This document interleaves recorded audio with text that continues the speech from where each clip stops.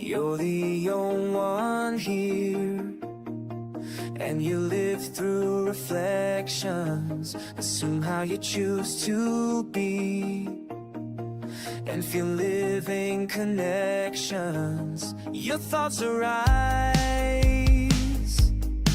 What you think becomes the real. Look past the triggers and see the truth.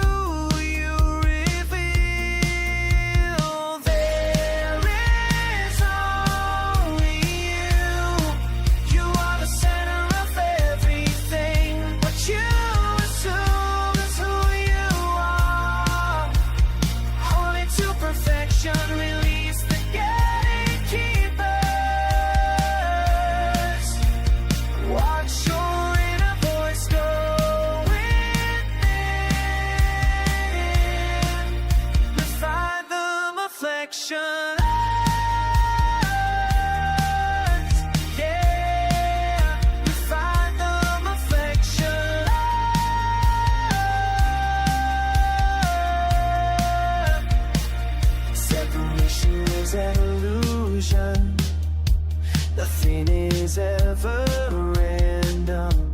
Revise the unpreferred. The heart and mind's in tandem. Let the inner voice be your maker. Sculpting wishes fulfilled. Assume who you wish to be.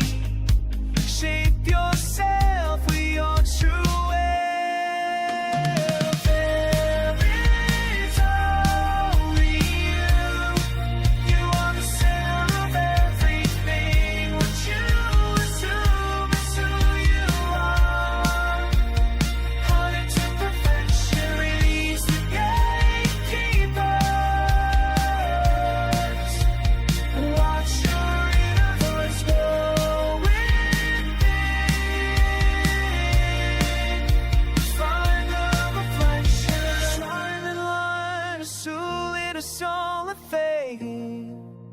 Refine the reflection.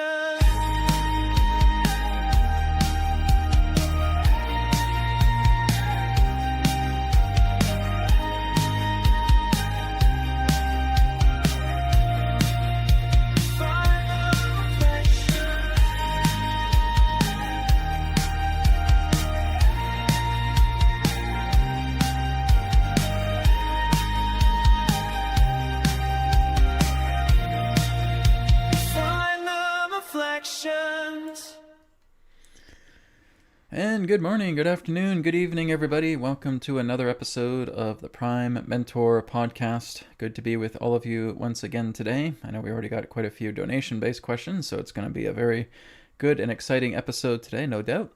So again, just a reminder for everybody who is doing personal donations, it is just for one particular request, okay? So one question or one single request, no duplicates, okay? We just want to make sure that we're giving everybody that tunes in an opportunity to come on as well too, and being able to do their requests at the same time. So again, today we're going to be talking more about the momentum of the next 30 years. Now, how exactly did this happen to me? Well, I'll be explaining a little bit more in detail later on, but this is something that I assume. I bring myself into a state of assumption. I go into the prime law. I go into the prime mind. And I basically get this download, and I got it in the middle of the night, and I started getting a lot of this information. I jotted down as much as I could because there's just so much information that comes out when you're intending to get a download, to get visions, to get ideas of what is actually happening in the next 30 years. Now, again, all these things that I am going to be talking about today are just perspectives. Okay, it kind of goes back to like what Adronis always says when I bring him in, right? Everything I share is my perspective, my point of view. For all knowledge, all information, all creation itself resides within your very hearts, beings, and souls. So these are just momentums. This is exactly why I say it's a momentum, and it's not something that is definite. It's not something that's written in stone. There's no such thing. There's no such thing of anything ever being written in stone in reality. Okay? There's high momentum, there's high inertia, but it's never 100% because our reality just doesn't work that way. It's flux, right? We're always in a state of flux when it comes to our reality, which means everything No matter how intense the inertia, no matter how intense the momentum, everything is changeable, right? Because everything's just living memory. That's it. Everything around you right now is just memory, right? And memory is changeable. The nature of manifestation, to actually have something physical and have something solid directly in front of you, directly before you, is a result of memory. And memory itself is not permanence. It is impermanence, which means everything that represents this world, as many of us already know, is holographic and it's changeable, right? We have the ability to fundamentally, absolutely change everything.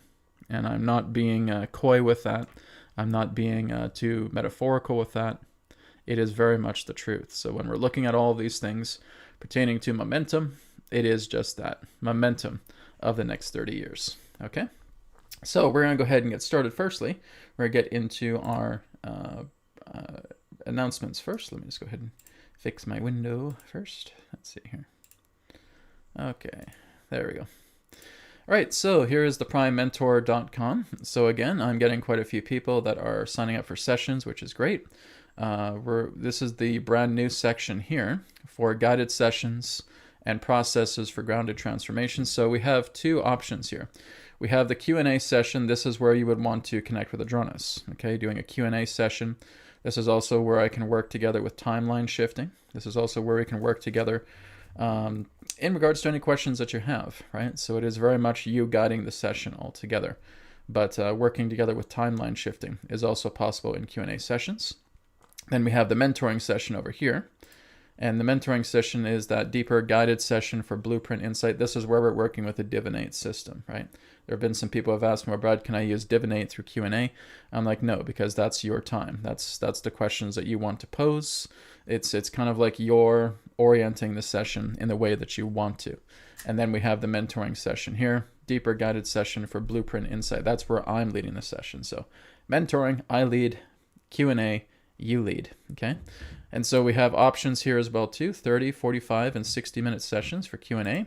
And then for mentoring sessions, we have 45-minute and 90-minute sessions also, okay? Then we also have one of the most popular ones here, is the Regeneration Monthly Package. Now, this has taken the place of the old Personal Transcendence Package, okay? The Personal Transcendence Package that was once on Wisdom Transmissions has changed, and it is now about regeneration. So what am I talking about? Well, Personal Transcendence Package worked with Sentinel Consciousness. Personal Transcendence Package worked with healing, okay? This does not work with the Sentinel, and this does not work with healing. This goes beyond that. This is working with pure consciousness, and this is working with regeneration. This is you leaving behind an old body and bringing yourself into a completely new regenerated body, which I guide you through step by step. There are some similarities that we have between the Personal Transcendence Package and the new Regeneration Monthly Package, but we're looking at regeneration, which transcends healing, because all healing really does is it's trying to work on your current body. It's basically doing patching.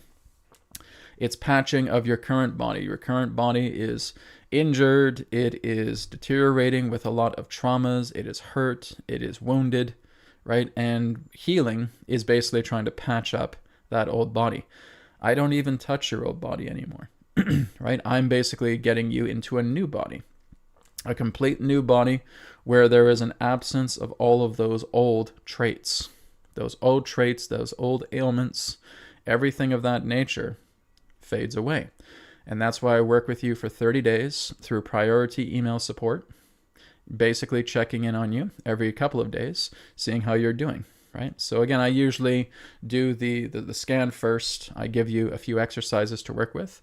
And then again, you just keep in touch with me over the next couple of days. And if I don't hear from you after a couple of days, I may drop you an email, just say how things are going. It depends how busy I am. If I have dozens and dozens and dozens of people doing this, I try to keep up, but it gets pretty intense. I already have quite a few people signed up for it already. So we basically have a quota that we can meet with the Regeneration Monthly Package. It can only hold up to a certain amount of people per month, right?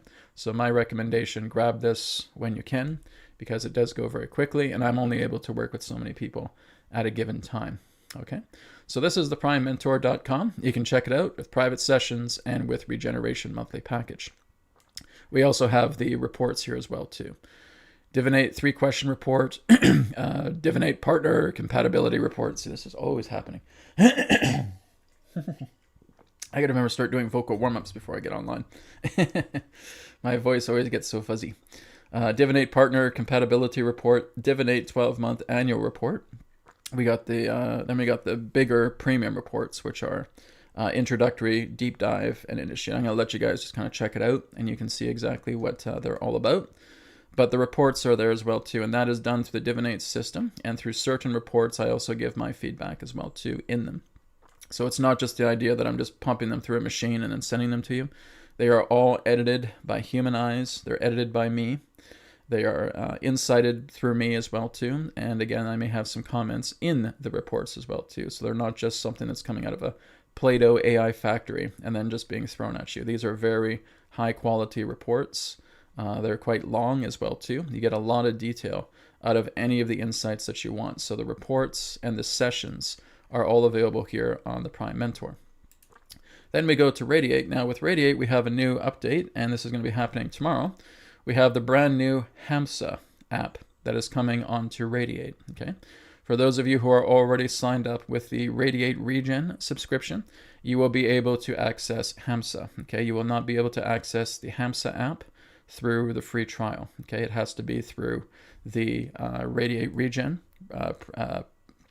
subscription. Okay, and that's $19.99 per month. But that is going to be coming tomorrow. I'll be talking a little bit more about that. I will be doing videos on it as well too, and getting you guys a little bit more familiar with how HAMSA works. It is an app though. It's not working together with streaming. So it's an app that's connected directly to your dashboard, and you just pull up the app and then it starts working with you. Okay, and it also has the exact same frequencies and the exact same type of technology, but it works together in a very different type of orientation.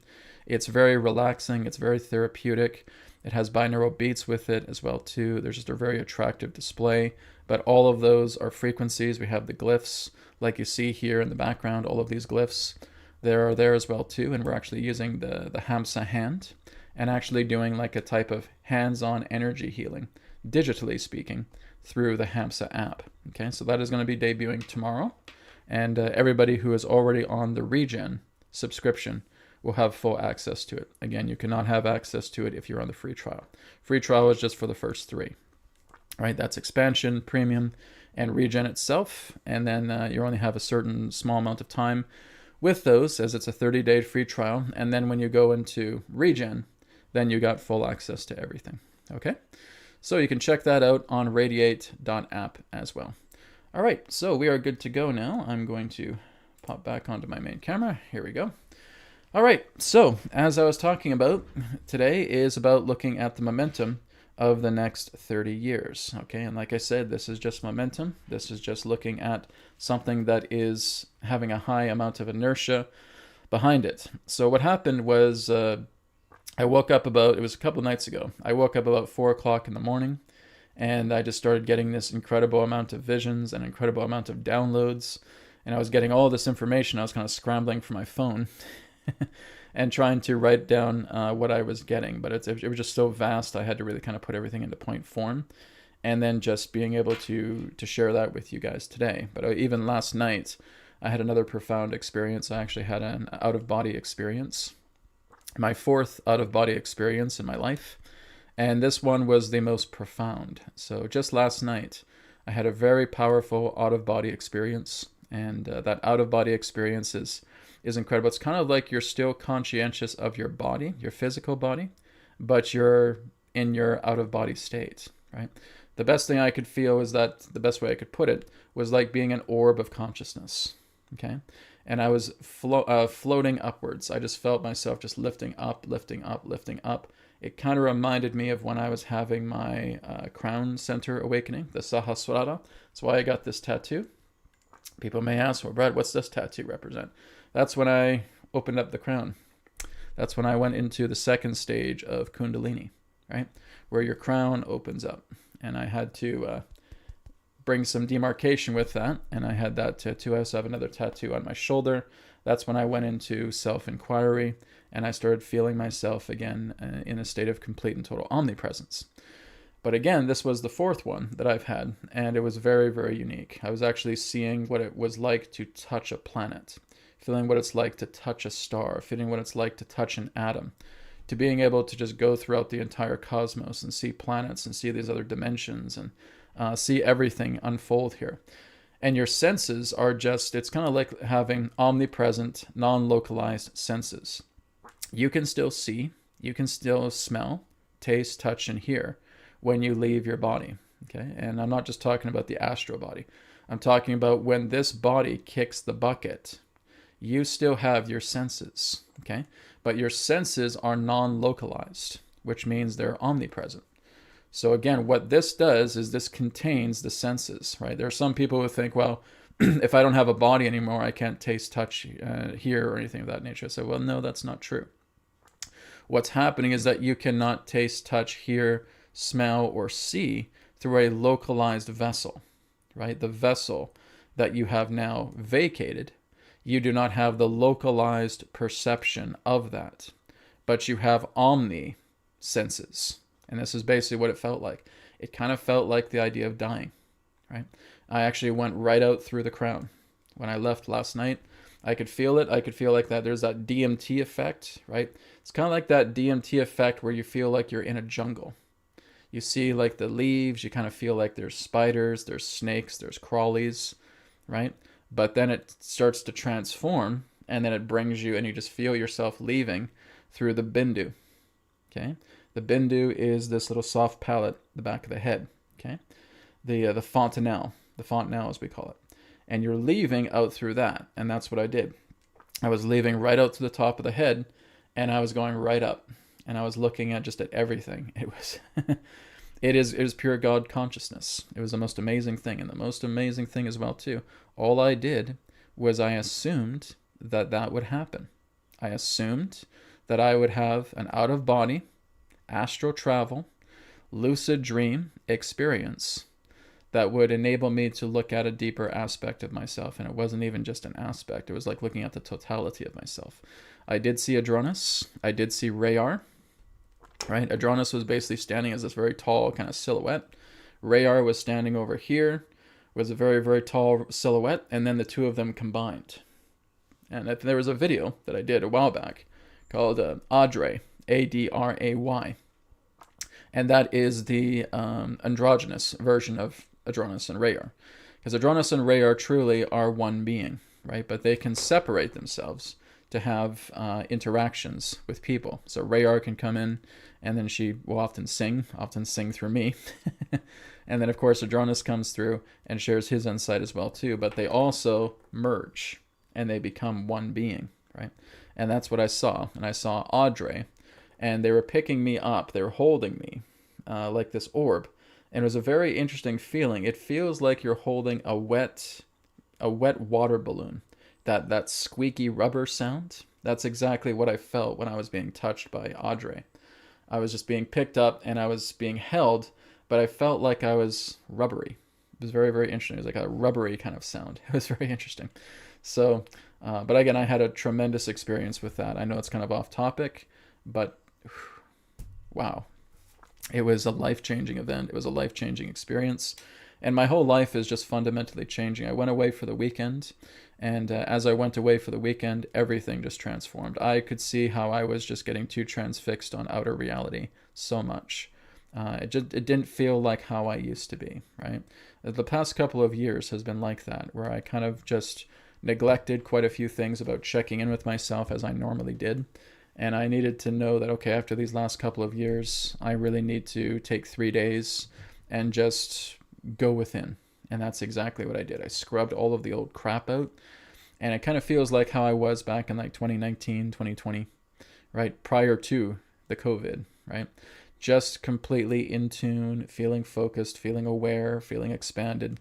And I'm back to that now. So it feels incredible. Anyways, we're going to go ahead now and get started with the momentum of the 30 years. I'm kind of leaving you guys on edge here, I know.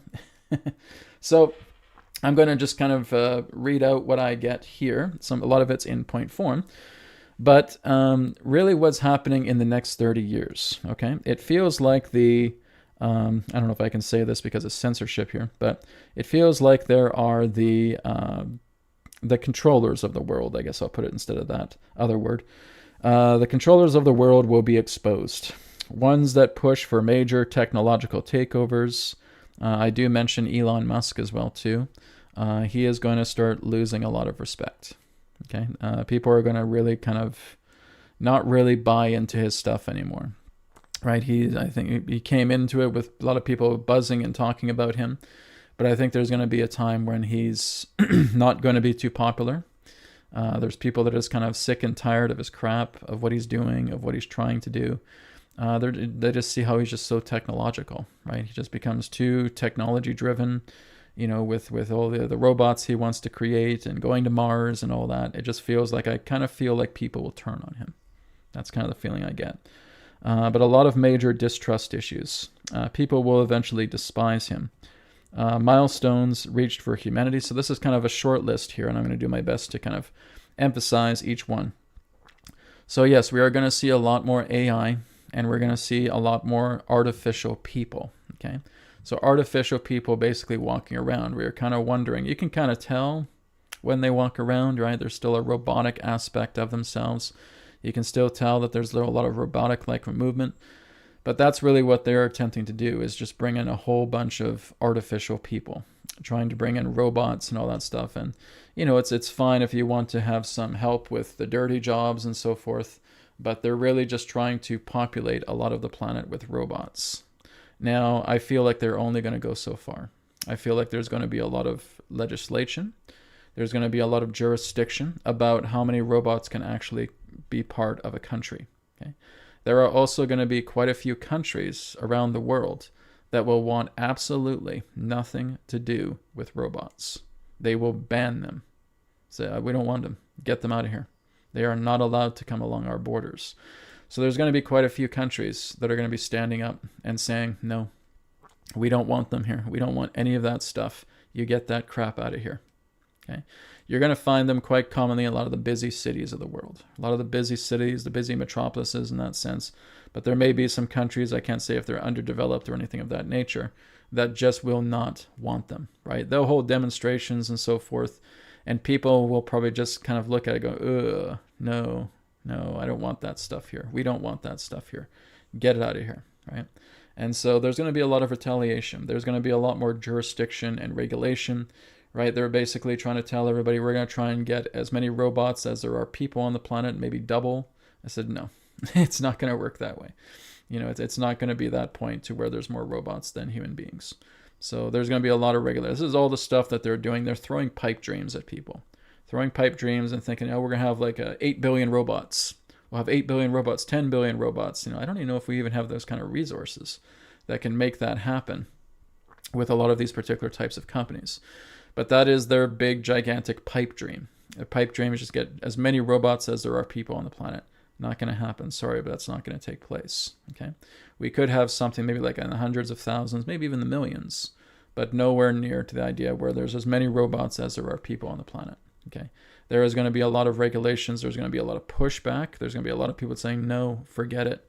I'm tired of walking out in the street and seeing a bunch of robots everywhere. Don't want that, right? So there's going to be a lot of retaliation. There's going to be people who are standing up and saying, forget it. We're not doing this. I don't want a bunch of robots all over the place. All right, this is too much. It's too much. If it's a small amount, it starts off with a few. Hey, that's cool. But now we're just seeing a whole big population of robots. No, I'm not for that.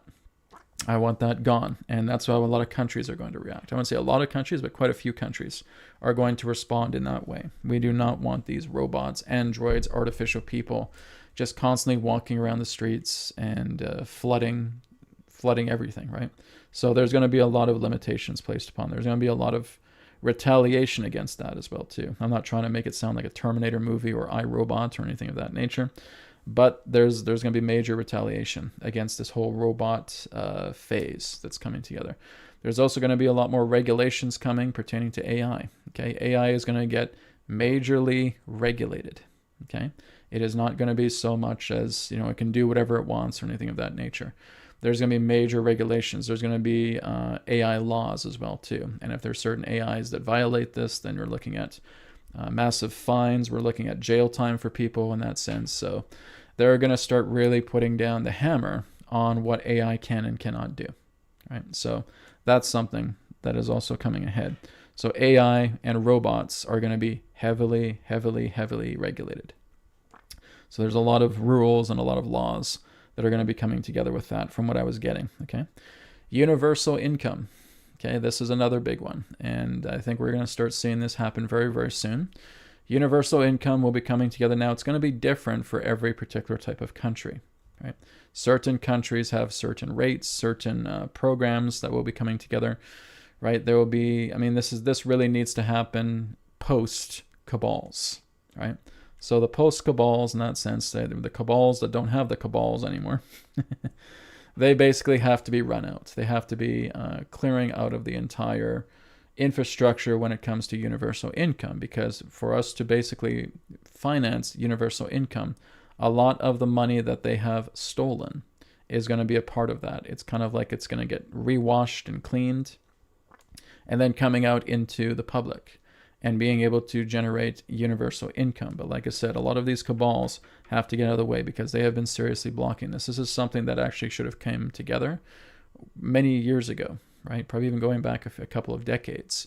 It has been held back significantly, not to mention, again, a lot of the alternate financial systems that have been ready to go for quite some time, and it has been deliberately held back because the fiat is still trying to be the main leader here, right?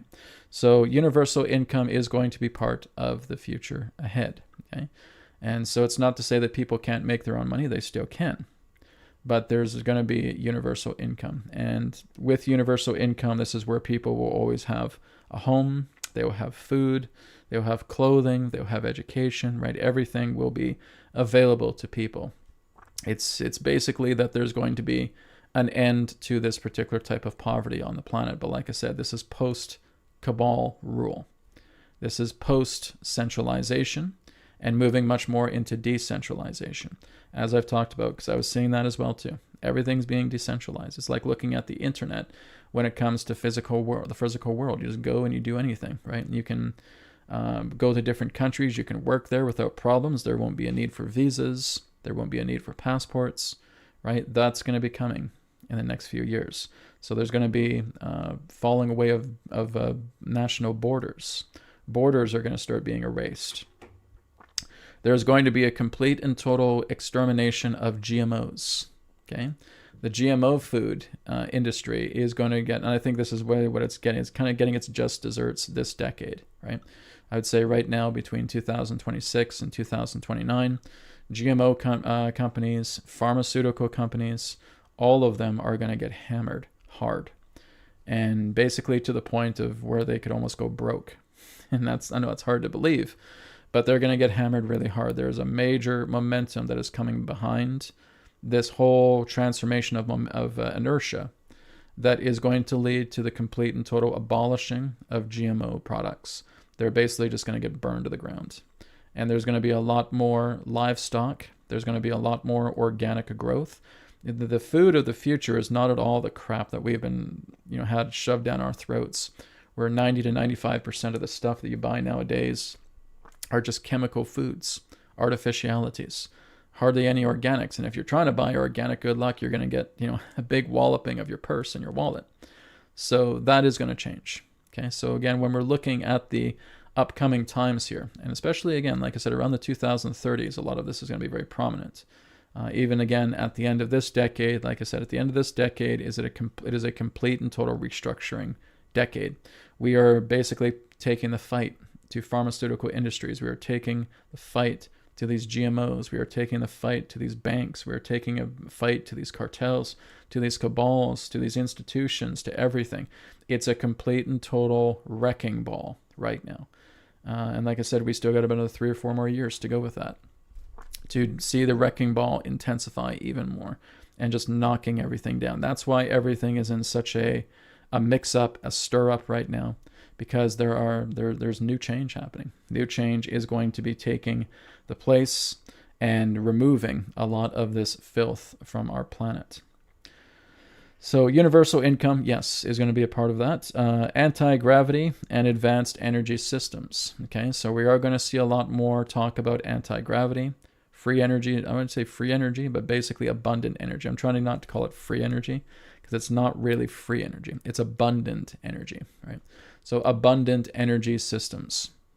So looking into like a lot of Nikola Tesla's technology, looking into wireless technology, where in time a lot of the telephone poles and all the wires that are around of us can just be taken down. And they're not going to happen all at once. It's going to happen in sequence because it's a lot of money to take all that stuff down. But that is eventually what's going to happen, is those telephone poles and the wires that are attached to them are so unbelievably outdated, right? That is a century out of date. And it's time for that crap to go. So telephone poles, telephone wires, all of it's going to be taken down in time. And in its place, wireless technology, that it's going to be very, very easy just for you to get something like an adapter and then just being able to power your entire house with wireless technology, just exactly as what Nikola Tesla wanted. Nikola Tesla was talking about that with his Wardenclyffe Tower, and that all a person really needs to do is get a receiver that's about the size of a breadbasket. And JP Morgan was all excited, okay, great, where does the meter go? Tesla would say, there is no meter. You get as much energy as you want. Right, there comes the groaning face. How do you charge for that?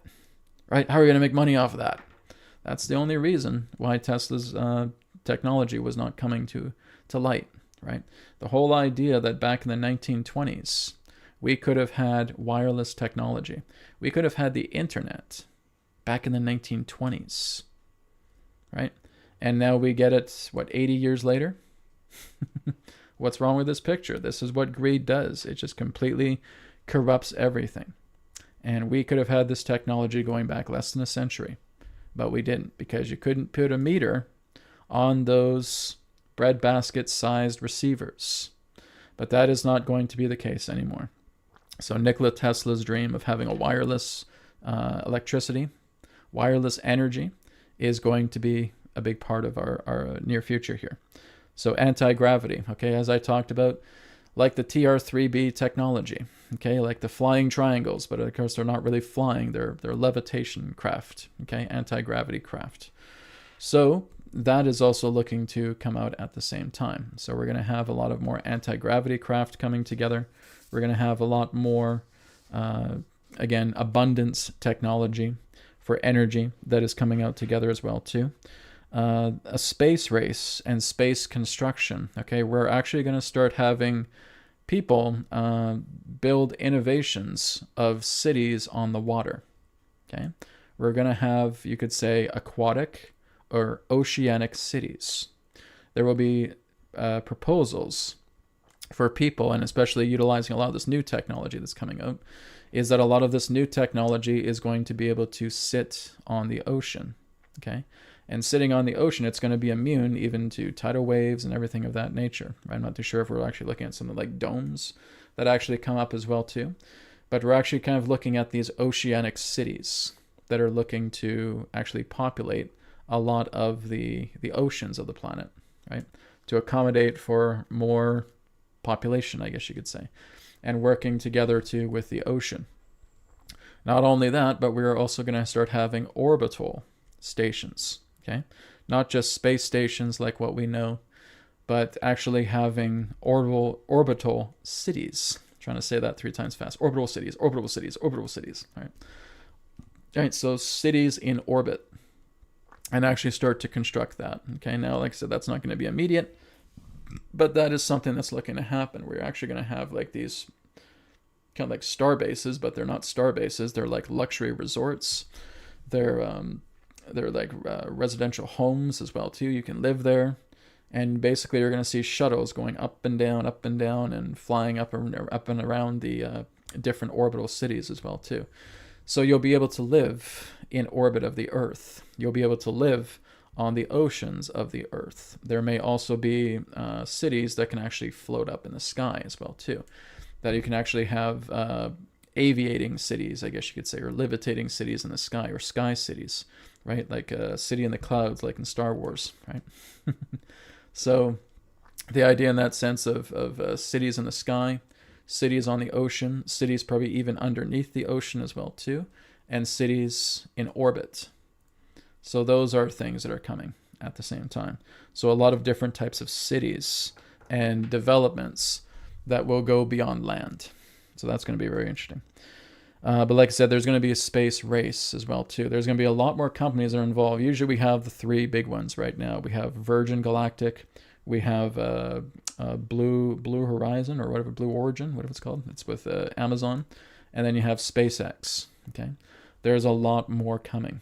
There's going to be quite a few more of them, and they're really going to be leaving those three companies in the dirt, because the new type of technologies that are coming are going to be based on anti-gravity. Right? So you're looking at TR-3Bs, you're looking at saucer craft, because now that we're having disclosure, and it's no longer a big mystery that these particular technologies exist, well, now there's new forms of companies that can start building them. Now we can start looking at TR-3Bs. Now we can start looking at saucer craft. Now we start kind of giving it more of the human touch, rather than the reverse engineered mutated human touches that we call the Greys. Greys are not frigging aliens. And they keep saying that, oh, we got aliens, we have these Greys. And the guys, Greys are not aliens. Okay? A lot of the footage that you see, and there's like a lot of leaked footage going around, of, again, a lot of these particular types of humanoid beings with really big heads, very long limbs, that even look different from the Greys, they're human too.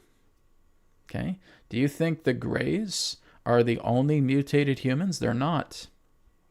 You got dozens of other different types of mutated humans, ultra-terrestrials. Pretty much all the stuff they're showing, the people that can even leak a lot of this stuff out, are ultra-terrestrials. They're not ETs at all. Okay?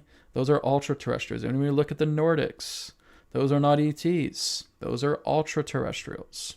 Okay, those are the inner Earth beings. Those are the extra-dimensional beings. Those are beings from different Earths. Okay, the ones that are very slim-bodied, may have really big heads, even bigger heads than the Greys, right? You just notice that they don't even have any reproductive organs or anything of that nature. Those are different versions of mutated humans from Earth. Okay, they are Earthlings. They are not extraterrestrial. They haven't really brought out an extraterrestrial yet. Okay, these are all ultra Ts. These are UTs. Are there ETs? Of course. But a lot of them are much more, a little bit more conservative. So we'll start with the Greys. We'll start with the Greys, and we'll start off with a few more of these ultra-terrestrials that we'll try to spin and think that they're aliens. They're not aliens, right? Those are humans. Mutated humans, mutated descendants from parallel Earths. Okay? What we're seeing of that, and we see any particular types of Greys, like, guys, those are not ETs. Now, I guess my guess is they're trying to do an agenda with that. We'll just talk about the Greys. Just talk about the Greys. Just talk about the other mutant humans in that sense. And then these are hostile aliens and blah, blah, blah. They're not aliens. Guys haven't even seen aliens yet. Because those aren't it. Those are us. That is something of us going ahead many millions of years if we got very much into a war-torn, heavy dystopian, totalitarian way of life. And we've made that choice, and thankfully, we're not walking down that path. Okay? But those are not ETs. Those are humans. Okay, meritocracy. Okay. There is going to be a new elite. Okay? It is not going to be the old elite. The old elite that represents all of these Satan-worshipping psychopaths are on the way out. Okay? They're basically going to be dead here probably for the next few years. They'll probably all be killed, taken out. Not because some, righteous person is doing in that sense. They're killing themselves. They are hunting themselves down. It is dog eat dog. They're destroying themselves. The corrupt will take down the corrupt. My goodness, I've said that for years. But that is what's happening. There is a new elite that comes together. This new elite is based upon meritocracy. Okay, and there's different countries that will have their own kind of like elite boards, and so to speak. And a lot of them are actually more about environmental cleanup, planetary cleanup, planetary salvation, starting to work together to feed more of the people together, planting crops, right? working together with new cities. Old cities, a lot of these old skyscrapers are eventually going to be torn down, okay? The way that cities look right now, a lot of them are basically going to be deconstructed and reconstructed into new forms of fabrications. Those fabrications will be a lot more spherical, a lot more involving curvature, okay? It's almost like looking at a feng shui master's dream, where we're actually looking at a lot more curvature. It's kind of like when you get those visions of what the cities of the future look like, where you got these domes that are everywhere, and you got curvature everywhere. You got all these beautiful spherical and curved structures. That is really what we're going towards. Okay, so a lot of the old cities are going to be demolished. Okay, not in a violent way or anything of that nature. This is all going to come through cooperation, right? So the skyscrapers are going to fall, right? Everything that represents those edges, gone, right? All of them are going to primarily vanish. A lot of the travel, a lot of the cars, the vehicles that we get, eventually they're going to phase out. No, not for the stupid EVs, okay? A lot better technology, okay? Working together with the new tech. The new tech, okay? So maybe that's hydrogen, maybe that's salt water. That can also represent magnetics. That can also represent 0 point. Okay, we're looking at the new, much more cleaner models of vehicles, but that is still quite a ways down the road. Maybe it's 30 years, or it could be longer than that. But basically, everything relating to the old cities, of how the old centralized ways of how they were being built with skyscrapers and all that stuff, is garbage, and a lot of that is going to be phased out, because they're going to see a lot of the ill effects that those buildings cause. Those skyscrapers, living in a skyscraper is not healthy. It's not healthy in any way, right? Because again, you're just living in a gigantic Lego block. And the energy in that sense is very restricted. You don't have that deeper connection to the earth. You're not on the lower level of the earth to actually receive her frequencies. You're being bombarded by a lot more of the heavier, dense electricity and Wi-Fi signals and so forth. And you don't have anywhere to ground, right? Unless you got like a whole bunch of grounding mats in your space, you don't really have a grounding source. And people who can live up in these high skyscrapers can have a great amount of problems with their health. So this is exactly what they're going to discover, is that the skyscrapers gotta go. And we're going to start working together, like what we've seen with these future concepts, right? Looking at future cities, where we're seeing everything spherical so that energy can breathe. And even if you do have higher structures, the energy circulates well, right? We also have plants. We'll have gardens in these areas as well, too, where you can go and you can ground, right? That is the true architecture, okay? And that's coming as well, too. But like I said, new elite is coming together. Like, you have a lot of these young kids. You have these kids who are mega billionaires. These kids are like late 20s, early 30s, and all they care about is repairing the environment. They are not going to at all be corrupt and saying, yeah, let's go ahead and let's start wars and stuff like that. That will not be the new generation of it's coming, right? This old dinosaur centralized generation of Satanists are not going to be in charge. They are leaving the planet. And in its place are going to be these younger kids. These younger kids are going to want to clean up the planet. I want to clean up the lands. I want to get all this radiation out of here. There's going to be new developments of being able to reverse radiation. We can already do that with frequencies, right? We already have that capability of working together with frequency technology to basically blast landscapes with specific frequencies that are almost nearly inaudible. That actually starts to clean up radiation, which means Chernobyl could actually be transformed into something much more pliable again. But if they tried to do it now, they would say, well, how did you do that? Oh, with frequency technology. Frequency technology? What's that? And that's going to throw a lot of science books out of the window, right? So this, again, needs to come through the post-Cabal time. But that is primarily what's happening, is that we're getting the idea of using frequency technology and being able to work with frequency technology where you can lay it down like a blanket, and you're just watching, even through Geiger counters, how all that radiation goes. It's very simple, right? We know how that can be done. But like I said, meritocracy, new elite, old elite will die and fall away, and there's going to be a complete and total cleanup of the entire planet, like everything. The air is going to get purified again. The water is going to get purified. The land is going to get purified. The GMO crap is going to get out of here. The pollution of old fuels that are just causing more and more pollution and detrimental effects upon the environment are going to be scrapped. And anybody that tries to do that will be severely illegal, right? All of that stuff is going to be scrapped. Not to mention a lot of the garbage EV, because they notice a lot of the EV is, again, heavily polluting. That crap is going to be out of here as well, too. So, again, there's a whole load of crap that just needs to go here. So, culture shocks. Mass destruction of old systems before our eyes. I mean, we're already discovering that right now. We're already seeing that, again, there's just a lot of culture shock relating to how these particular companies have been operating, what they do, not just companies, corporations, so-called governments, but they're not government, guys. We don't have a government anymore. You have corporations, right? But there's just going to be a lot more shock in seeing all these things get dismantled, seeing everything just fall apart before your eyes, because that's exactly what's happening. And they will try to do everything they can to try to cover that up, right? You really won't find that on the internet, and you won't find that on mainstream media. When you're looking at all of these, why are these CEOs retiring? Why are these CEOs basically falling away?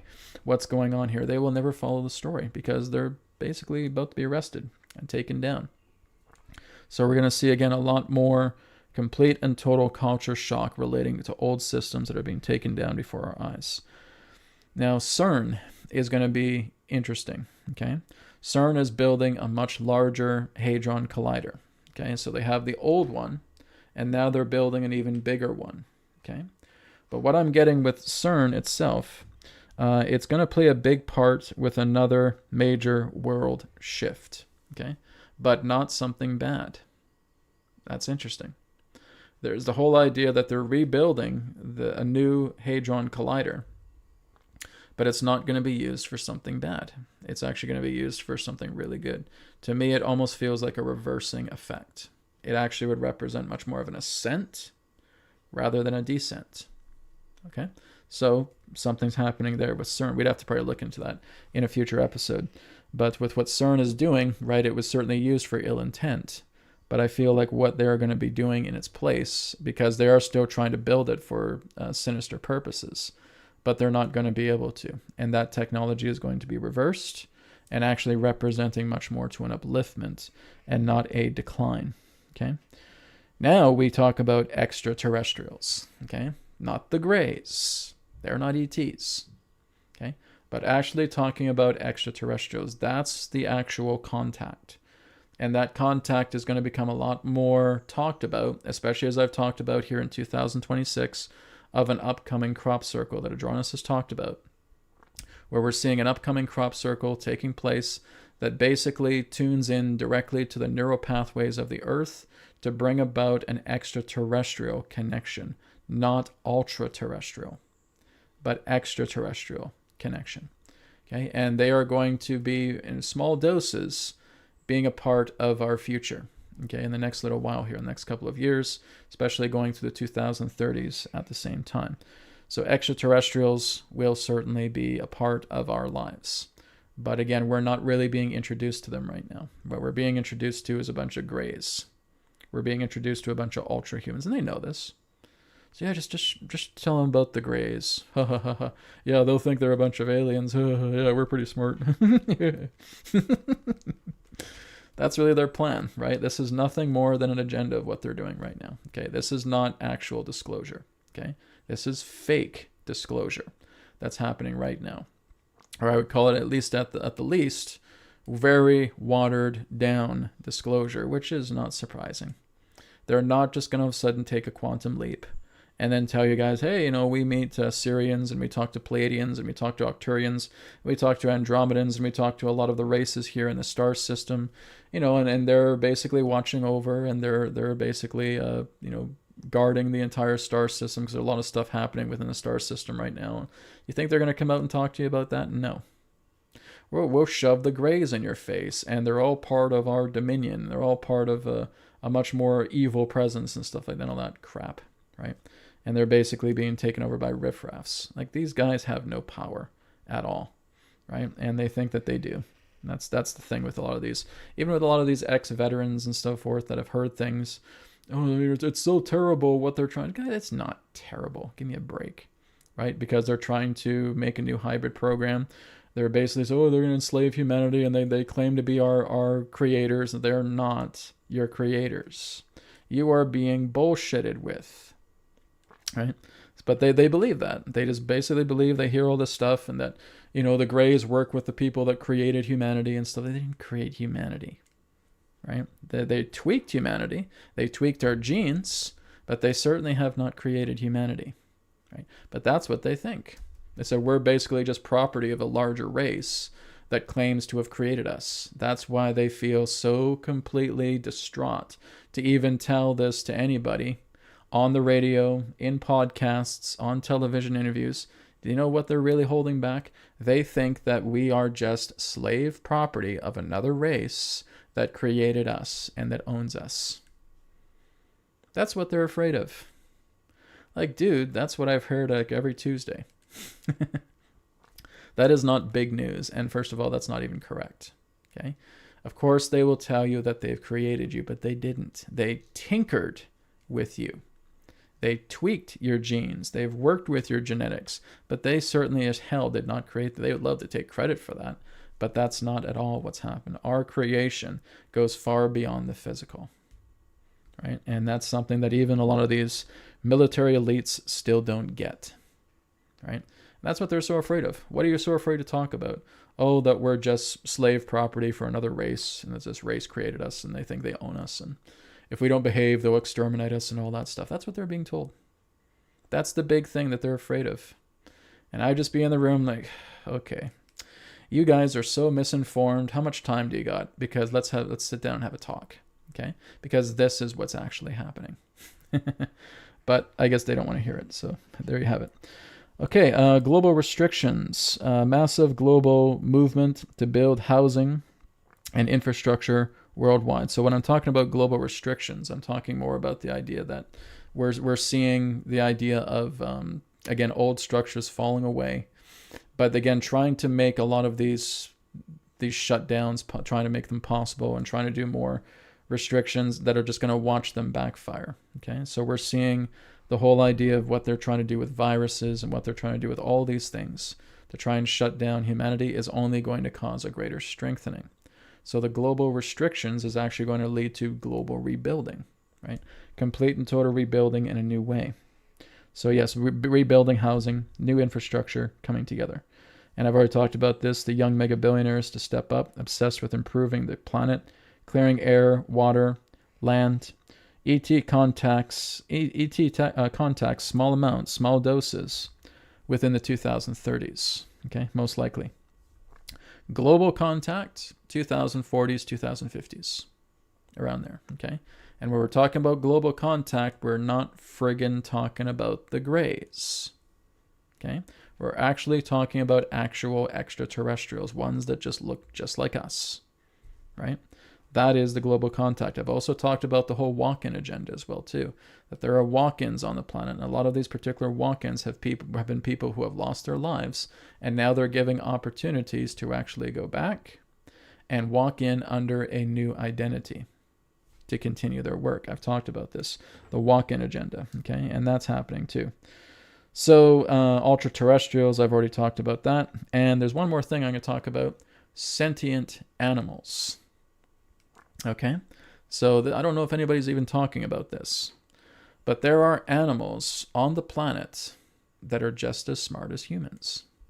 There are animals on the planet that they may find ways how to communicate with them, where they're actually smart enough to do different types of math, problem solving in that way, that they actually have a very sentient intelligence to them.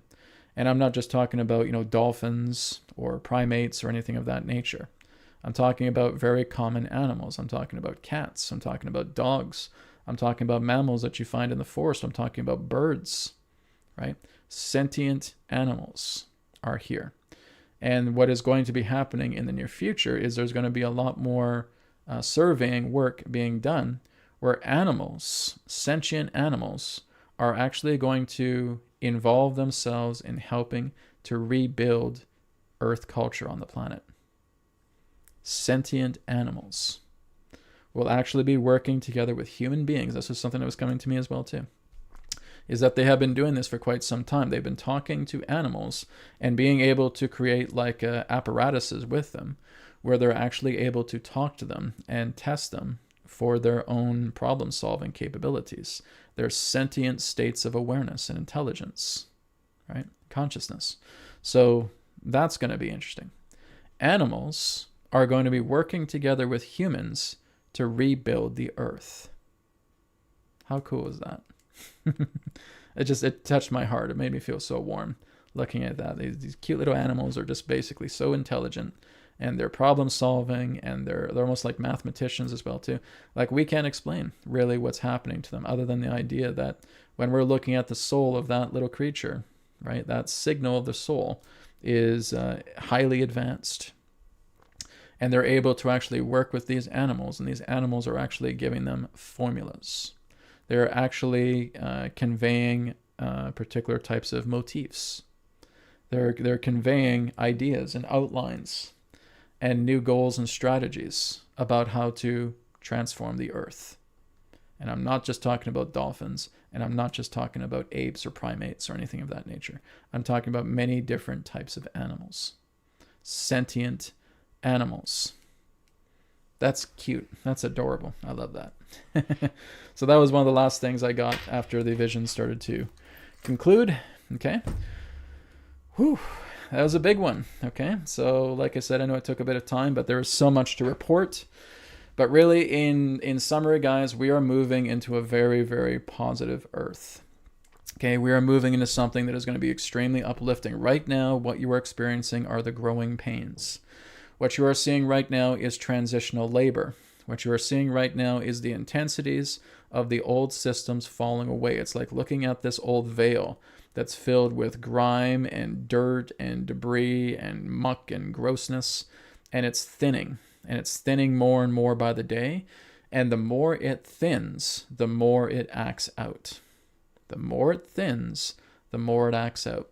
We need to put new regulations on. Governments need to hammer down. We got to try and create more inflation. We got to do this, do that. They're just basically intensifying themselves, but that intensification has a glass ceiling. And their veil keeps thinning. And there will come a point to where that veil is now completely thin, that they have nothing left. They have nothing left because they have no access to anything. They have no access to media. Media has been taken over by something else. They have no access to military. Military has been taken over by something else. They have no access to government. Government's been taken over by something else. Everything that represents their tools at their disposal is going to be thinned out to the degree where they will have nothing left. Maybe other than looking at the concrete wall of a jail cell, or sitting in a chair that's about to be electrified, okay, or being tied to a post to a firing squad, because that's basically their future. This is the thing. They don't have a future. They think they do, guys. These elitists think that they're going to be able to get away with everything that they are doing.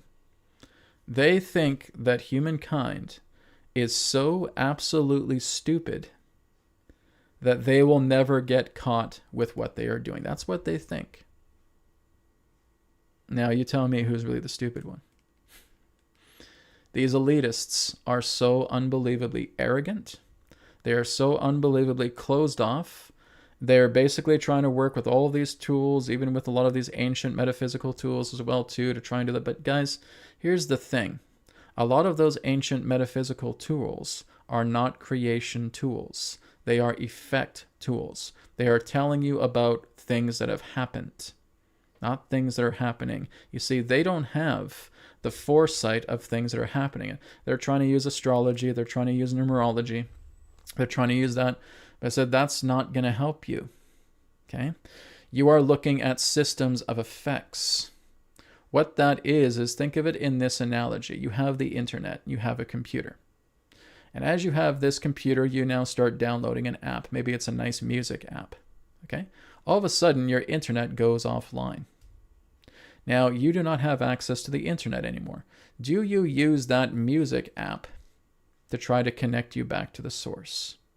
No, of course not. It's not possible, because that's not how it's built. That's not what it's designed to do. Exactly. And all of their own little divination systems, and even though they're powerful, they do not work together with the nature of cause. And that is what the major disadvantage of a lot of these cabals and elitists have always, that's kind of like their Achilles heel, is that the ability of evolution, the ability of consciousness will always elude them.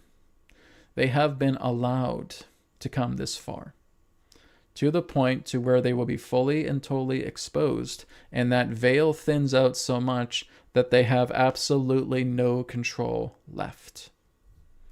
They have drained it dry because new consciousness has come upon the planet. That is not something that you can prepare for. That is not something that you can fight. That is not something that you can battle. That is not something that you can overcome, because they represent old consciousness. They represent centralization. They represent control. They represent satanic tactics. Those are old things, and they will not stand the test of time with the new consciousness that has already been brought here. That new consciousness is affecting the grand majority of people on the planet, where they are few. And now all the people that they thought they trusted, well, what happens, precious little elitists, when they turn on you? When they want nothing to do with you anymore? Because they all say that you're all just a bunch, and pardon my Welsh, you're all a bunch of sick fucks. And then they leave you. And you have nothing. Then what are you going to do? You're going to try and use your resources? You're going to try and go to that music app and try to connect to the internet? That's not going to work. So what do you got left? You don't have anything left. You have no future. I think it's almost too late now for you to surrender. I think the only time that's left for these particular elitists is to basically sing them off. Exit stage left. Right? I think that's really what's happening right now. They have caused so much destruction. They have caused so much pain and so much suffering on this planet that their ability to be redeemed just isn't there. Right? It's microscopic. And those who basically have been redeemed are the ones who have come on earlier on. This is what I've always talked about, is that you look at the dark forces and you look at the counter forces, right? And the counter forces do not just represent military. They do not just represent agencies. They represent every human being. We are the counter force. So there you have it. All right. Okay, guys, like I said, I know that was a long discourse, but needed to be shared. Okay. So we're going to spend maybe the next half hour to hour here to get to some questions. Okay. So let me just take a drink here. And then we'll go into some questions from the audience. So again, we'll always go to donation questions first. And I'm pretty sure we got quite a bit. All right. So I'm going to go through the questions here. Like I said, these can be personal questions as well too. These can be personal healing requests at the same time. Okay. But just one per person, please, guys. Okay. I can't do duplicates. All right. Let's go to Octurus Light, 1999 donation. Thank you. After a recent spine x-ray, I was diagnosed with mild scoliosis. Please scan my energy spine, perform healing, and share any suggestions you may have. How bad is x-ray exposure? Okay. Well, x-ray exposure can certainly be reversed. Okay. And so really what I would like you to do, and we'll talk about this first before I get into your other thing. Okay. Whenever you guys are exposed to x-rays, here's the thing that you do. Put a white pillar of light over you. So if you're even going through an airport, right, and they x-ray you in that sense, or they x-ray your bag, put a white pillar of light over you, okay? And just close your eyes for a moment. Just stand where you are. If you have to, go off into a corner or something of that nature. And just close your eyes and put a white pillar upon you, okay? And all you're saying to that white pillar is cancel the radiation. And that's it. There's nothing to it, okay? So just remember what I'm telling you here, because what I'm telling you here with my words is already you having that ability. You have that ability. You put a white pillar of light over yourself so it's covering your entire body. Cancel out the X-ray radiation. And you're done. That's it. And if we were actually to take something that would try to, for example, measure your radiation, you'll notice that there will be a major depletion of that radiation that comes. And it works usually over a span of a few days. And you'll notice that that X-ray radiation clears out, okay? I've had to remove radiation from people as well too, right? They basically go in for radiation scans and radiation treatment in that sense, if they have cancer or other things. And they come to me and they said, yeah, I had this, or my mother had this or something like that. Can you help her? Yes, of course. And all we do is I just put that light on them and we just cancel out the radiation. It's not difficult, my friends. You see, we got to get out of this impression that everything that you see here has a hold on you. It doesn't. That's like going into a hall of mirrors and believing that every single mirror in that hall has a hold on you. It doesn't. A mirror cannot even be a mirror without you posing yourself in front of the mirror. You're the one that gives the mirror purpose. The fact that you are in the hall of mirrors indicates that you are the source of all reflection. This is telling you that you have the power.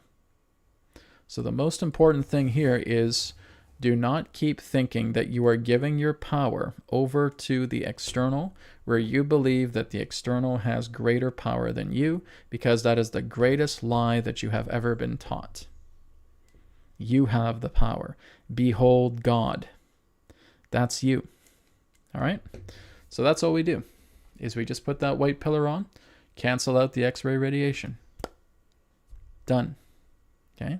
And just to know that I've said that, and that is your ability. That's given to you. That's already within you. It already is you. It's your birthright. Okay? Just to exercise that. Nothing else to it. Okay?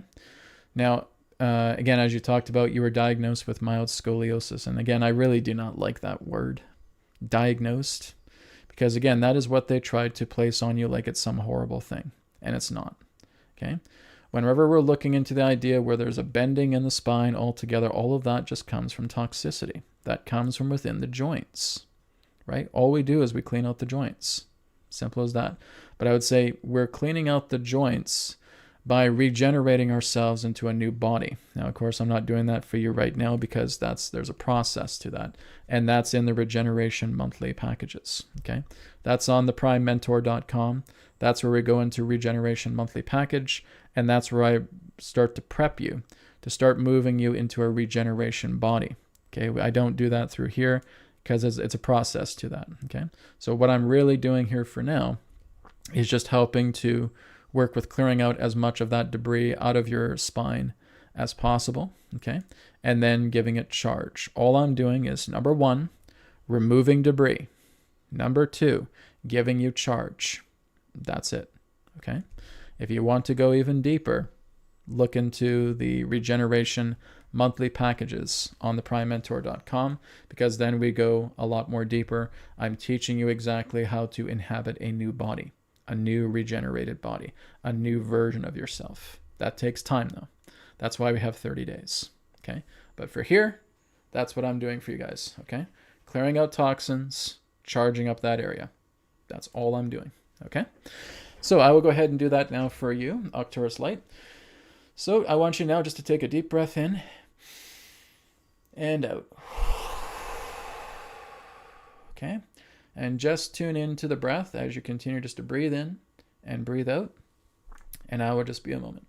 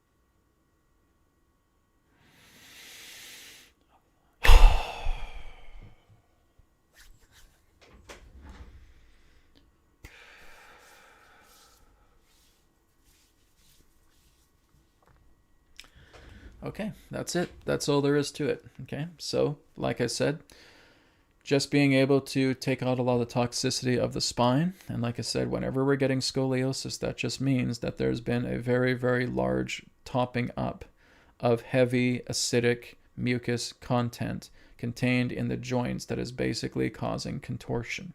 Okay, contortion of the spine. Once we start to release a lot of that, get all that heavy debris out of the system and encourage the spine to naturally realign. Okay, soft yoga postures can also help with that. Then all we're doing is we're just bringing in that charge and helping the joints of the spine themselves naturally recover. Okay, so not just the joints of the spine, the nerves of the spine, everything that represents the infrastructure of the spine is naturally recovering through that state of charge. Okay, but like I said, this is just a mini elevator version of something that I'm doing right now. When you go to the Prime Mentor and you go to the Regeneration Monthly Package, we go into the deep stuff. Okay, this is right now, it's just, it is kind of a patch job in that way because that's what I can do with you guys right now. Right now I'm doing a healing. Okay, and then but I want to get you guys into regeneration because regeneration is next level past healing. Okay, and that is on the primementor.com. Thank you, Arcturus Light. So again, I want you to work together with that white pillar of light. Okay, cancel out the radiation just by intention. Be sincere. Make it 100% real. Cancel it out. Done. You're fine.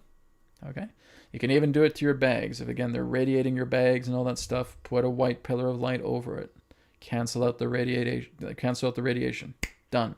That's for everybody watching. That's not just for Arcturus Light. Okay, it's for everybody. You can do that. That's the power that you hold as God. Remember that. Okay, let's go to Stephen Level. Stephen says, Brad, I woke up and saw a sacred 3D geometry type of symbol in suspension in my room. Can Adronis tune in to find out more? Well, not really, because we have to have a little bit more description of that. You see, Adronis is not invading your mind where he's being able to see exactly what you see. It doesn't work that way, okay?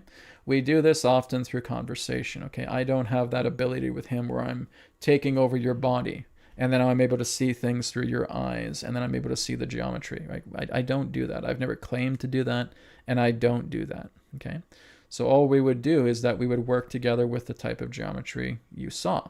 So whether you're using something like Google Images or whether you're using anything of hand drawing it or anything of that nature, that becomes a big help. Once we have that image, then Adronis can comment on that, okay? But I'm not going into your body.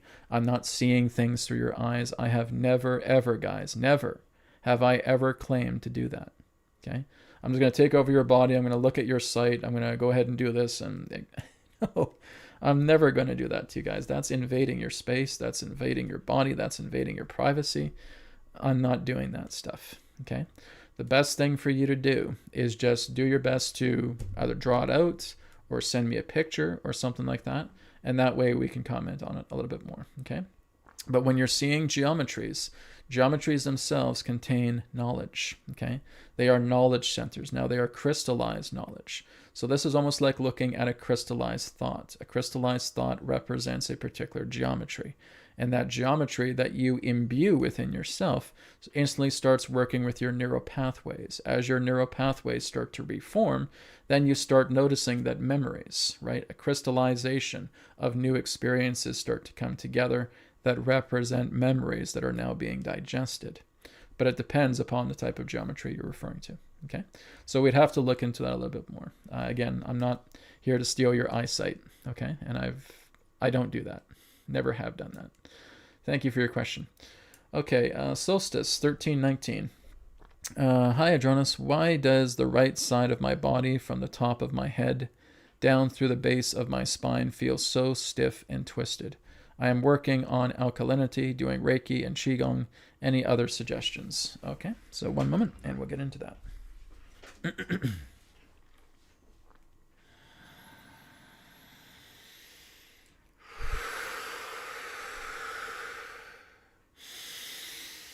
Terra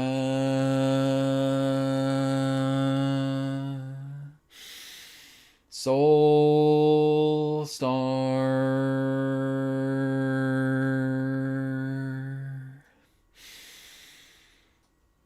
CD Adronis.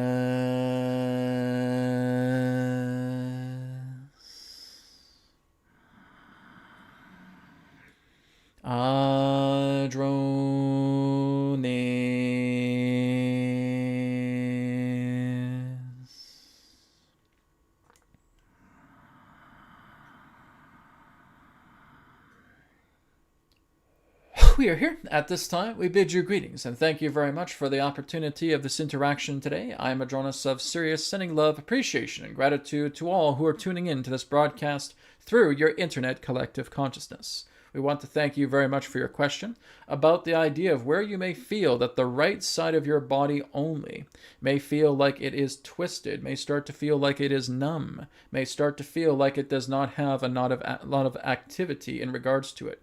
A lot of this has to do with spinal conditioning. The spinal conditioning in that sense can often represent issues where there are blockages within the flow. If you are to fundamentally, and this is an easy way of looking at this, looking at the three main channels within your spine.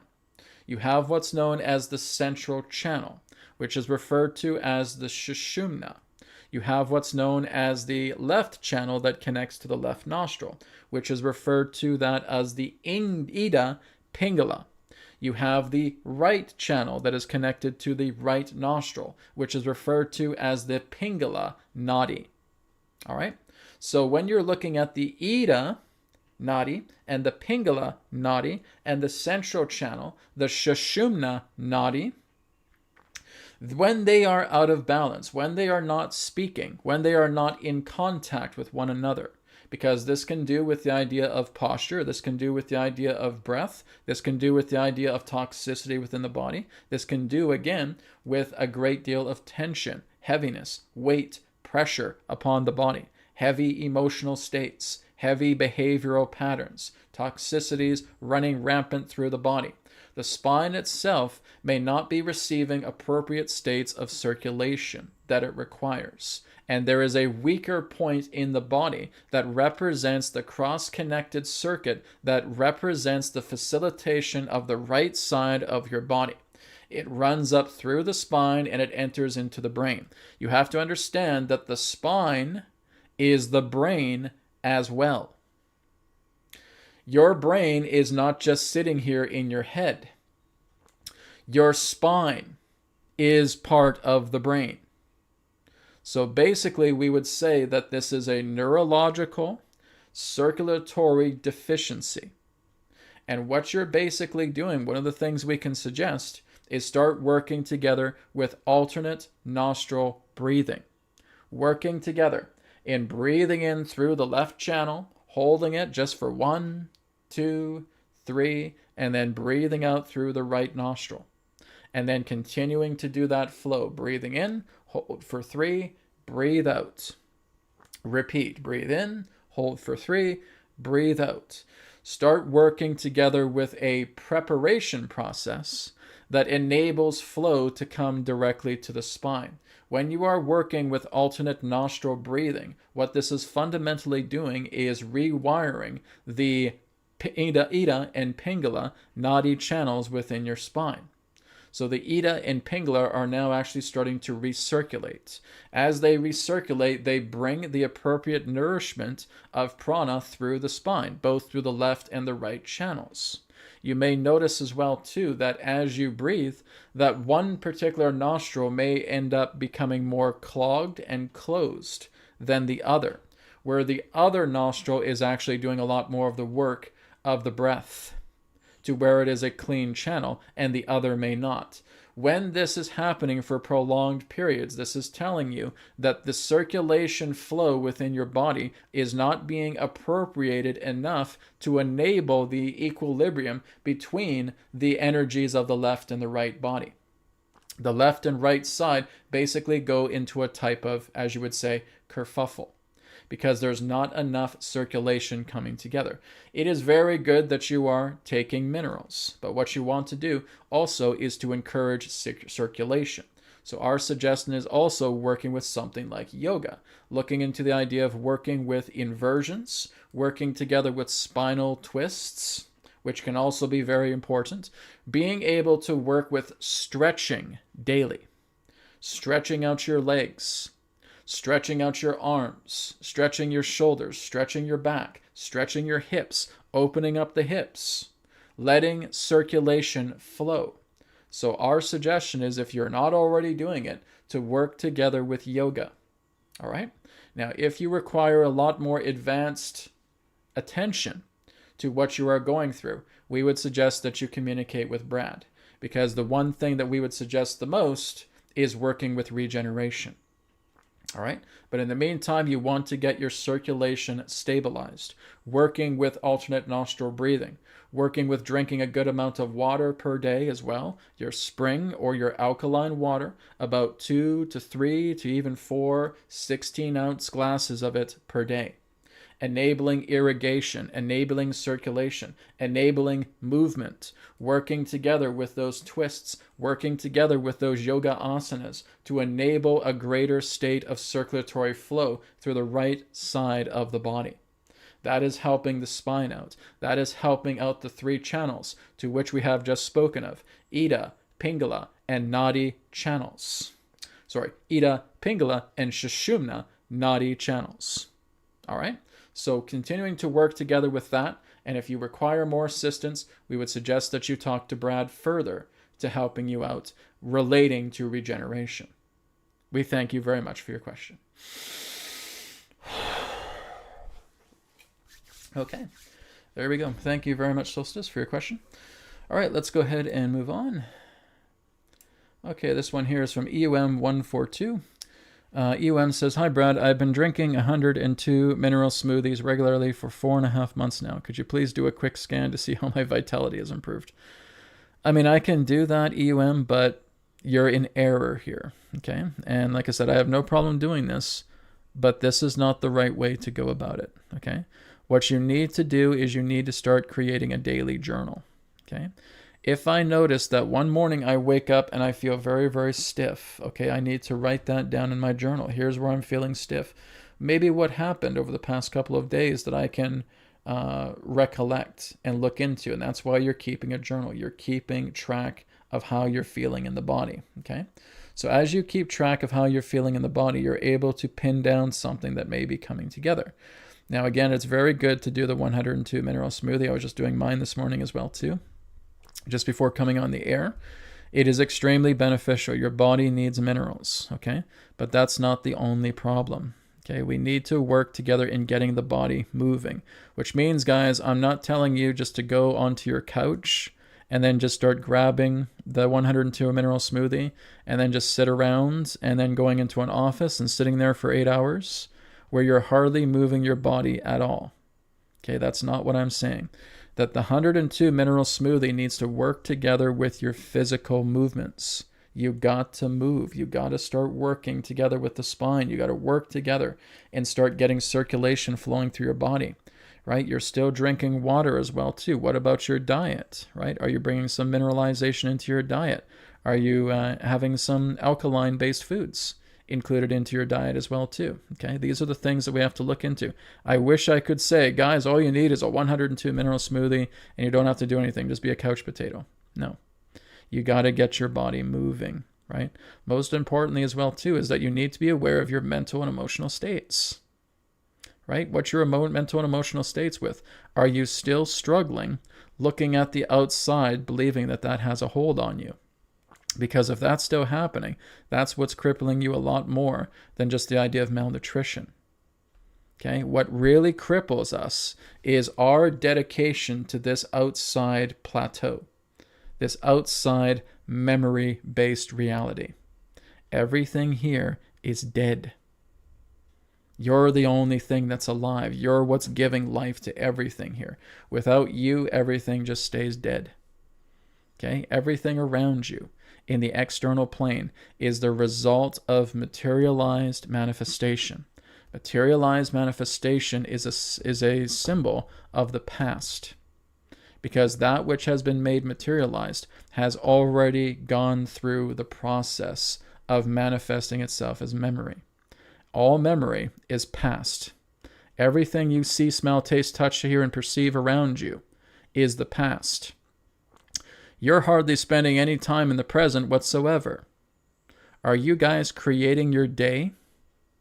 Are you guys assuming, working together with prime law to actually start seeing these things as already done and watching your world dramatically transform? Because that's what I do every single day. And that's why I'm working to teach you guys how to do this, is working with prime law and working with the prime mind. But it's not just the idea of thinking that you're drinking a smoothie and all of a sudden you're out of the woods. Okay, there's a lot of things that are debilitating to you. And it's not just diet. It's the idea of the reliance upon a dead realm. Rather than coming into the power of your imagination, which is God consciousness, by the way, and being able to work with imagination, being able to work with your intent to manifest your life consciously, to no longer start working with beta-based manifestations that are stuck on autopilot that just cause you to struggle again and again and again, but rather going into prime manifestation where you are doing conscious manifestation. You are assuming everything is already done and it's taken care of and you've made it happen. That's what I do. I live that life. And I'm attempting to teach that to you guys at the same time. So this is not just about a smoothie, okay? Now, having said that, EUM, I will go ahead and tune into you right now. Okay, let me see if I have it here. Okay, so I'm going to do something a little practical, okay, right now, and that's working with a pendulum. Now, I usually do not do this, but because I'm live and there's a lot of you watching, right? So, Brad, how do you know that? Well, let's just basically tune into the pendulum, okay? So EUM142, all I'm doing is I'm tuning into your username, okay? Your username is linked directly to your life force energy, and that's how I'm able to tune into you, okay? I teach this through resonant dowsing. Resonant dowsing is going to be available on Prime Mentor here very soon, but right now it's available on the Etherics Academy, okay? So I'm just going to tune into EUM142 through their username.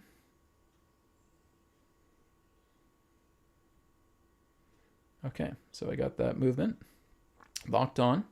Okay, and now can we say, how are you doing? So let me take a look at your overall vitality body. Okay, it could be a lot better. Okay, you're showing a weak positive. Now, it's not a strong positive. It could be a lot better. And so UUM, you're not doing enough. Okay, and like I said, it's not the minerals that you're not doing enough. There's a lot more that you need to work on, and I would suggest you come to me and you talk to me. Maybe it's time you book a session with me. Maybe it's time you do the regeneration monthly package. I think it's time to talk to me right now, okay? Because you've been on here a lot of the times. You've given a lot of donations to me, and I appreciate that. But with all the accumulation of the donations that you've given to me for quite some time, I think that was enough for a session. Okay, so I think it's time that you contact me, okay, and we either do a Q&A or we do a mentoring session, or we do we even do a regeneration monthly package for you as well too.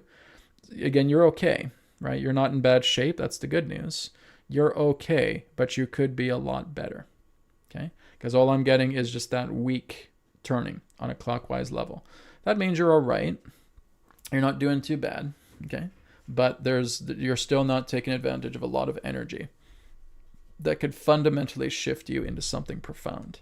So my suggestion, come talk to me, okay? What I also have, guys, is remember that last week I talked about the Discord, okay? There's the Discord server. It's free, okay?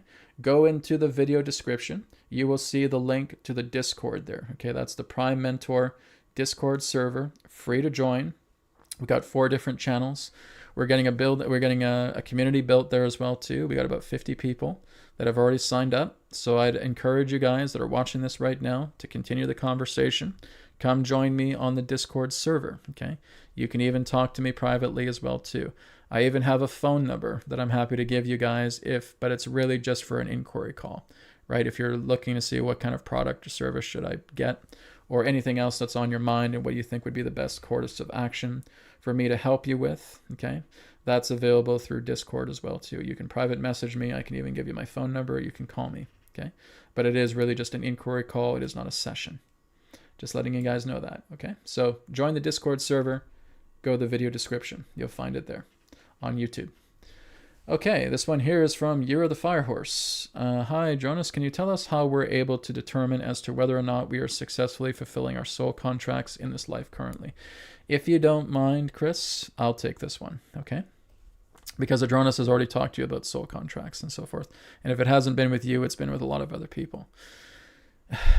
Guys, that's not how it works, okay? This whole idea of us being heavily restricted and thinking that our soul contract means this and our soul contract means that. It's a psyop, okay? Basically, there is so much crap in the New Age communities and metaphysical communities, okay? Do you have a soul contract? Yes. Is it very much like what a lot of New Agers are telling you it is? Not even frigging close, okay? Your soul contract is not a shackle, okay? It's not a handcuff. When we're looking at soul contracts and if we're successful, I'm going to be a success, yeah, because I sign a contract that tells me I'm going to be a complete and total failure and say, sign me up. That is not what the soul contract represents. Soul contract just represents an agreement to be here. That's it. When you look at your soul contract, it's like you have all these things that you've already experienced. And then very much at the bottom of the paper, it just says a few words. Contract subject to change. Adronis has been saying this since 2009. We get into these ridiculous and stupid New Age metaphysical circles that are, and I've seen what they say to people. Oh, in your soul contract, you're not allowed to do this. In your soul contract, you're not allowed to pursue that person. That's not in your soul contract for you to do. That's a bunch of load of bullshit. Because those people are bullshitting you, my friends, because that's a bunch of crap. That is not what a soul contract represents. A soul contract is just a contract of an incarnation. It's to be here. Now, what are you going to do? Now, you hold on to certain things, and that's what's being shown to you just as a result of what you're holding on to. Now, what it does is it's basically tracking your progress. If you feel that you cannot do something, that's not because of a soul contract. That's not because of some particular type of etheric agreement or any of that stupid crap. It has to do with you. Because you are God. I'm not joking. As I've talked about, the nature of your imagination is the living mind of God itself. The ability that you can conceive and bring forward ideas is God consciousness. Do you think God is restricted by little itty-bitty dinky little soul contracts? No. And this is the BS, garbage, stupidness nonsense that is contained in so many of these ridiculous, foolish soul contract groups or spiritual groups or whatever the hell you want to call them. It's absurd. It's stupidness to the highest degree. Because you decide. You are the one that represents God consciousness. Guys, do you see me coming on here every single week, bitching because I have something in my soul contract that I can't get over? When have I ever done that? Never. So what makes you think that you're afflicted by it? Because you're not. That's a bunch of garbage and it's a bunch of crap. Okay? There is so much New Age crap that is on the internet. And like I said, guys, 90 to 95% of that stuff is garbage. It's not even good enough to even wipe your butt with. Okay? Not that I'm trying to be too graphic, but I mean, it's just the truth. There's just these people that come on, they think that they know it all. They're basically just these armchair healers. They don't do any particular type of inner work with themselves, and they act like they're experts. And they don't know shit. No offense. But you don't know shit. Okay? And I've seen it. I've seen it, for God's sakes, for 18 years. These people who just walk around like their crap don't stink, and they think they know all these things, and they're just a bunch of armchair specialists. They don't bother to do healing work. They don't bother to go within. They don't bother to look into the idea of the power of imagination. They don't create their day. They're in as much agony as you are. And you're getting the blind to lead the blind. And that's what you're tuning into a lot of these groups. You're wasting your time. You're basically getting all of these things put into your head that is not real, that you're making real, because whatever you make real sticks. You're God. You decide these things, right? God consciousness flowing through you all the time. So, Chris, that's a bunch of garbage. Okay? Your success is not based on some type of outer circumstance. If you do not feel that you are successful, it's because of what you've adopted. It's what you've adopted through yourself, of feeling that I'm not a success because of this, I'm not a success because of that. You keep relying on the external world like it's God. You think this is God right here, that this is God right here, that this is God right here. And thinking that you need to plead your case to the external. You're wasting time. Because that is not where you plead your case. Not through this dumbass memory-based reality that is nothing more than an archive. You're going up to a mirror and you're pleading your case to a mirror. Oh, please, I'm not successful. Please, mirror, you got to help me. You got to get me out of this funk. Please, I got to do this. I need to get out of this thing. What are you pleading to? A friggin' mirror? Because that's what you're doing. You're putting so much energy to this, and this doesn't mean shit. What matters is in here. It is your center. That is your power. Behold God, you. And what you are doing is you're working with reality the true way, by seeing that which you have made real and making it 100% already done. What you are doing is you are putting your faith, your dedication, and your devotion into making your reality real as a creator. So many people keep saying to you, oh, you're creator consciousness and you're God consciousness and you create your own reality. Are they doing it? No. They're just regurgitating a bunch of stuff because they're just as victimized as you are. You're not getting help, guys. Sorry to tell you, you're not getting help. You're wasting your time.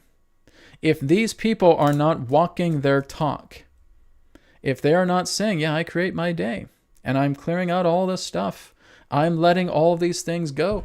I've been able to renew myself. I'm putting myself in a new version of myself, in a new body, and I'm regenerating myself, and I'm shifting myself into new realities, and everything that I've already assumed has come to pass. There's a master. How many of them are doing that? None might be the correct answer. Very few. Very few do this because there are so many frigging armchair specialists on this planet. There are so many armchair specialists that you find on the internet who think that they know what they're talking about, and they don't. They want money. They want recognition. They want fame. They want attention, whatever it is, whatever their alibi is. And now they're telling you about something about a stupid soul contract that is saying you are cussed out, you're cursed, you're never going to amount to anything, and you're never going to be successful. That's what's in your contract, pal. That's stupidness. Okay? And I've never, ever said anything about the idea of your soul contract dictating that. Your soul contract is a log. It's a log. It's logging what you're doing. That's all it's doing. Said, here's your soul contract. You're incarnated on planet Earth. I get up in the morning. I bellyache about my job, how I don't like it, how I have no money in my bank account. And now the undersigner is saying this. That's your soul contract. It's logging what you're feeling. It's logging what you're applying. Because again, I'm not trying to come down on anybody in particular, but again, just a lot of these people do not know what they're talking about. And they throw you with this new age, metaphysical, garbled bullshit that just makes you feel horrible and feel like you're a slave at the result of some particular contract that you've never witnessed. It's a bunch of nonsense. So what I would suggest is, if you don't know about the soul contract, don't invoke yourself with it. Throw it away. Realize that you hold all the power as God consciousness yourself, and that it's time to learn how to assume. It's time to learn how to go into the prime law. It's time to learn how to go into the prime mind. It's time to look into the mirror and say, who am I? What am I doing on a daily basis? What's my default? What's my default that I'm doing every day? Am I basically bringing new friendships in? Am I starting to manifest the world of my dreams? Or am I just battling to survive every single day? Because that's not living, that's survival. And it's not about a soul contract. It's about you. It's about God consciousness. Chris, if you want more insight, you got to contact me, man. I could go on for an hour talking about this stuff. Okay, but it's just unfortunate that we got a bunch of people on the internet and just everywhere else too as well. And they think they know how to guide you, and they're just as much in a big rut as you are. And you're getting advice from the blind leading the blind. Okay? You find somebody who does this work. You find somebody who knows what they're talking about. Yes, I'm one of those guys. Okay? There's quite a few others as well too. Like I said, there's a Rupert Spira. Okay? There's a Shri M. There's a Forrest Knudsen. Okay? These are some other people who are clean, who walk their talk, who actually do this stuff. Right? Whereas you have a bunch of people who are just, oh my God, you know what's funny? Again, I've talked with over tens of thousands of people over 18 years. And they come on and they talk to me and say, oh, Brad, I'm this really great professional healer. I'm like, okay, that's cool. Yeah, but I'm like just in the dumps. You're in the dumps. Yeah, just having so much of a hard time, and I can't let go of them, not just because they're poor or whatever it may be, but because they're fighting with their families. I said, well, you're a healer. Yeah, but I'm fighting with my family, and then I'm in this big rut, and then I'm about to do this. Like, you're a healer. Yeah, but then I have this stuff happen and that stuff happen, and it's like they're just raining all this garbage on me. And I got, this following of like 5,000 people, and I'm doing healing work on them. Like, well, when are you doing healing on yourself? Huh? Right? It's so common. Get people like that all the time, right? They tell me they're touting to how big of a healer they are, how long they've been doing this. Okay, that's great. So have you started healing yourself? No, I'm just here for other people. No. That's the sign of an armchair healer. Okay? They don't focus on themselves first. My God, you have to. You have to focus on you first. You got to know who you are. You don't just go running around like a chicken with their head cut off, trying to help everybody else when you yourself are in anguish. You are only going to bring more anguish to yourself and to others by doing that. You got to work on yourself first. Right? I'm not trying to come down and you think that you don't know what you're doing, right? Maybe you're a great healer. Maybe you can do a lot of great work. Maybe you've done your Reiki, you've done your hypnosis, whatever it is. Maybe you're great at it. That's great. But are you applying that to yourself? And if you're not, then you're not doing the proper way. You're not working with this properly. You're not creating your day. You're not assuming yourself pertaining to these manifestations that truly benefit you. You're not seeing them come together. You have no faith in yourself. You have no particular form of connection of your own dedication to yourself to bring about a reality that you prefer. You're not cleaning yourself up. You're not regenerating yourself. So what are you doing? I'm just helping out people. People aren't going to get the kind of help for a person who's struggling just as much as they are, because you hit a common block and you have no experience of what it's like to get over that block. And that's what those people need. And if you don't have it, you are not efficient enough to be an appropriate healer for them. because all you're doing is you're giving them patch jobs. Patch jobs are not the answer. Might be fine temporarily, but then they're going to come back. So yeah, they're going to come back because I just keep getting paid.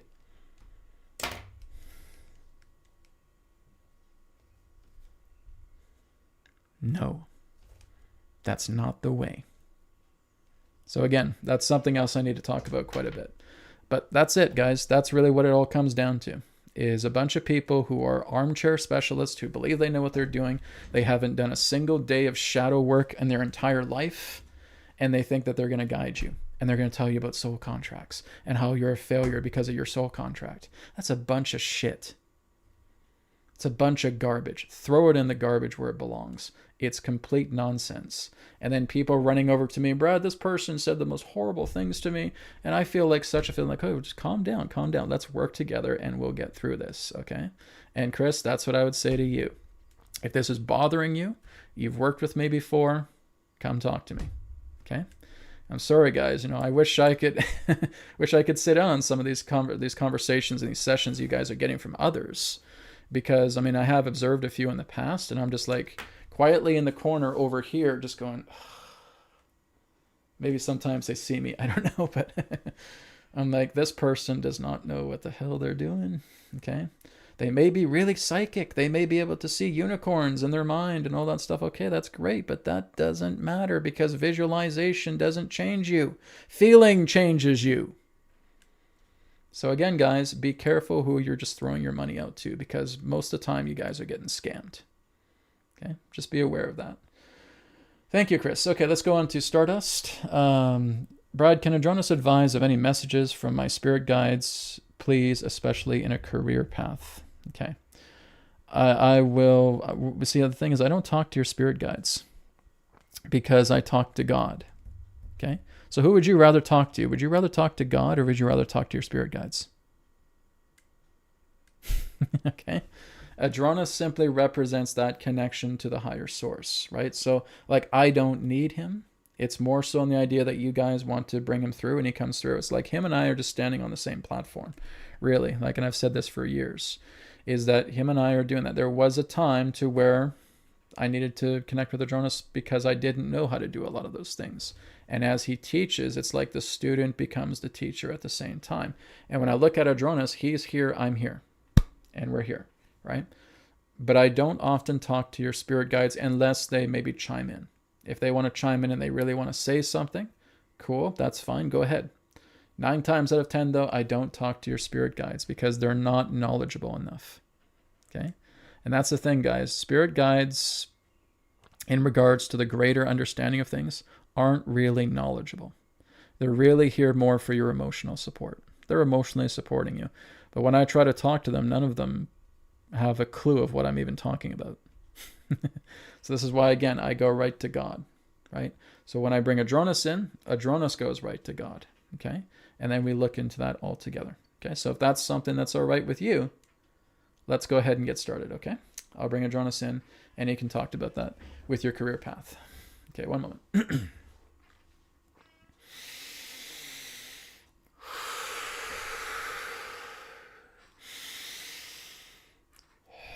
We thank you very much, Stardust, for your question in regards to your career path. Now, before you get into career path, you need to work on yourself. So, really what we would suggest first off is being able to work with yourself a little bit more pertaining to natural states of confidence, because the career path that you may be thinking of is not really the path that your heart will want you to move into. Your heart that you want to move into may involve children. It may involve animals. It may involve feminine empowerment. But when you're working together with those, you want to ensure that through yourself, your heart is being cleared. What we would suggest is that you're working with what's known as the Trauma Transcendence Technique course. This is on Brad's Prime Mentor site. When you create that account, when you go into the dashboard, when you see the course, you will see the Trauma Transcendence Technique course there. So really what this entails, first of all, is getting yourself into alignment that moves much more into a harmony relating to working with kids, working with animals, working with women. Being able to have an empowerment factor there. If you're not following that particular path, then you're setting lesser, strong goals with yourself. It needs to be more up here. It needs to be more into the idea of the nature of empowerment, but for that to happen, you want to work with your own empowerment first. So a career path in that sense really isn't the answer. It's the life path that needs to come first. It's the healing path. It's the regeneration path. It's the inner self path that needs to come first altogether. So working together with yourself, helping yourself out to move much more deeper into empowerment, to keeping the heart clean, to keeping the body clean, to working together, to seeing things already happening that are in your levels of desire is really the key here. So that is what we would suggest first. Heal first, prior to looking at a career path that may not basically bring about the expectations that you want, which means it can basically fall short and you can feel unfulfilled by such a career path that is not pointing towards children, animals, and other women in regards to states of empowerment, states of counsel, states of assistance, states where you can basically work together as a type of whisperer, helping them out through the way. But firstly, you got to help yourself. All right? This is what we have to share with you at this time. We thank you. Okay, there you go. Thank you very much, Stardust, for your question. Okay, let's go to ZMAC. ZMAC 888. Hi, Brad. Will the rampant immigration into Western countries, Australia, Canada, USA, UK, Europe, in an attempt to replace us be stopped and reversed? Yes. You guys, it's not going to be in that point where, people are being forced out or anything. These are all happening as a means of a wake-up call. Okay, they see what's happening. The people get word of this and they stand strong, right? Whether they do convoys, whether they do protests, whether they do rallies, whether they refuse to cooperate with agendas, that's exactly what happens. I mean, look at what's happened over the past few years, where people have stood up, where we've had freedom convoys, where we've had rallies, where we've had protests. Look at what happened in Italy just at the very end of the year, where almost like the entire population of Italy came out and stood up against everything. And again in Mexico, where people were standing up and protesting against everything. This is exactly what happens to the consciousness. As I said, it's 2026, it's the year of revolution. These are all happening as a way of getting people to stand up and stand together and to unite. Okay? The rampant immigration is not an immigration, it's an invasion. Okay? It's masked to make it look like it's an immigration thing that's happening, but it's not an immigration, it's an invasion. A lot of these particular people that come through these quote-unquote immigrations are criminals, right? And they basically try to saturate a lot of these cities, states, provinces, countries with a lot of these criminals. I mean, there's millions of them. It's pretty gross, right? So they'll basically disguise it as an immigration agenda, but it's not immigration. It's criminal invasion. That's what's taking place. That's why, again, the United States has been so much about deporting immigrants, right? Not because they're against immigration, but they realize that's an invasion. That's an invasion. Oh my God, I've been saying that even before Trump came into office the second time. Okay? All that is representing an invasion in immigration's disguise. It's wearing a mask. It's a wolf in sheep's clothing. Okay? But that is all going to change. That is all fundamentally going to shift because, again, there will be a lot more exposures. There's going to be whistleblowers. There's going to be retaliation.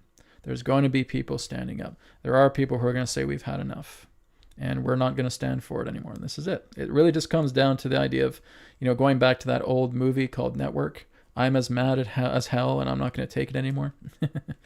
That's basically what's going to continue to happen, especially in the 2026 year, which just represents a fire horse, where the fire horse just knocks down all the walls and everything becomes transparent.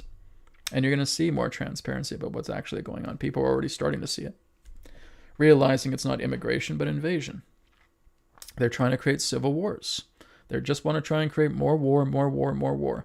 And unfortunately, with 2026, it is a hothead. It is a hothead year, and it's going to get aggressive, and it's going to be volatile, and it's going to be intense, and there's going to be fire and flames and all that because of the emotion of the year. But in a way, this is a blessing in disguise because it's knocking down all the walls that once obstructed your vision, that is now showing you this is exactly what they're doing. And now whistleblowers start coming out. And now people of authority start coming out, and they tell everybody, let's not let them do this. And now more and more people stand up against it. Now they have adversarial confrontation pertaining to their plans, and their plans start to get foiled, and now it's a bust. But like I said, everything that's happening right now is the rage of the virus. It's the rage of the virus on planet Earth because now the immune system is starting to kick in, and it's very upset because it cannot get all of the control that it once had of the Earth and its own cells, because now its immune cells are stepping up, getting stronger, and now it's fighting against the virus. And the virus is frantic. It is outraged. It is losing its resources. It is losing its strength. It is losing its grip.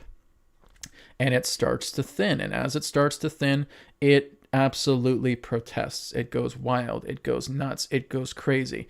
It goes completely irrational. It will try to lock everybody down. It will try to use its own invasion angles through immigration to try to create civil war. It will try to create wars. It will try to create new agendas that represent more restrictions. It will try to create psyops. It will try to create trying to remove gun control. It will try to create all of these things that represent chaos until it has nothing left. And when there's nothing left, it can't do anything. And that's where it's going. But it's in a frantic state right now. 2026 is a huge frantic state for all this. It is going to lead to greater transparency about what's going on. And there's going to be counter forces that meet it head on, stopping it dead in its tracks. That's how it's going to go, my friends. That's how it works. And we just see it. We just got to look at the signs. Simple as that. Okay? Thank you for your question. How many more questions do we got here for donations? Because we are running out of time here. So I'm going to see if I can get through these real quick. I'm going to try not to go off on tangents. But again, everything that I've shared, guys, is important for you to know. Because the last thing I want to see you guys do is get ripped off by something that's not going to help you. Right?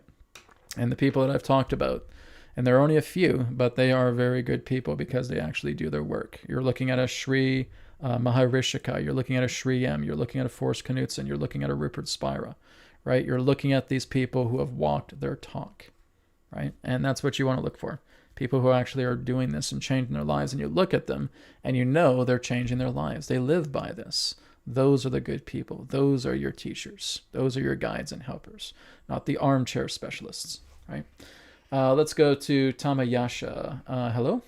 Did ancient Japan have ties to ET civilizations? Okay, so again, guys, just one question each. All right. Did they have ties to ET civilizations? I would say that they would have ties much more to the dragon people, okay, and even to the Nagas. Now, they are not extraterrestrial. So the closest thing we could say would be ultra-terrestrial, right, or intraterrestrial, okay, but not so much in the idea of what you think, okay. ET civilizations have had a very strong connection with us in the ancient past, okay, and they have always left their legacies behind.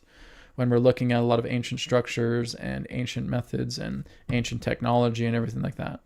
But when we look at Japan, for example, and I've talked about this in front of Japanese audiences when I went to Japan, he says, I would say to, like, Adronis would come through and he would say that you have a lot of connections to, number one, the dragon people, okay? And the dragon people, in that sense, are a particular type of reptilian race. They're not Draco, okay? But they're kind of like dragons. They can basically change form. They can change form to look completely human, or they can look somewhat kind of a mixture between dragon and human, or the dragon people, or the dragon family, right? A lot of it involving dragons. Secondly, representing Nagas, okay? Dragon people and Nagas have a lot of connection with Japanese, a lot of the Asian cultures as well, too, between the dragon people and the Nagas, right? The serpentine people as well too. There's a lot of associations between both of them. Okay, that would be much more of Japan's history, working together with the intra-terrestrials, but not so much ETs. Okay, there'll be a time for that, but that would be going back way, way, way back into ancient culture. We don't have time to look into that today, but a lot of their connections between the dragon people and the Nagas. Yes. Okay. We just have one question, guys. Okay, just one question, because like I said, I still got more donations here to go through, and I appreciate them. Thank you. But like I said, it's a busy, busy day today, and I appreciate that. This is from Crystal Princess. Brad, can you do a body scan on my boyfriend Ryan? He has he has an aortic dissection, and we need help healing him safely so he can get off the BP beds. The BP beds. Okay.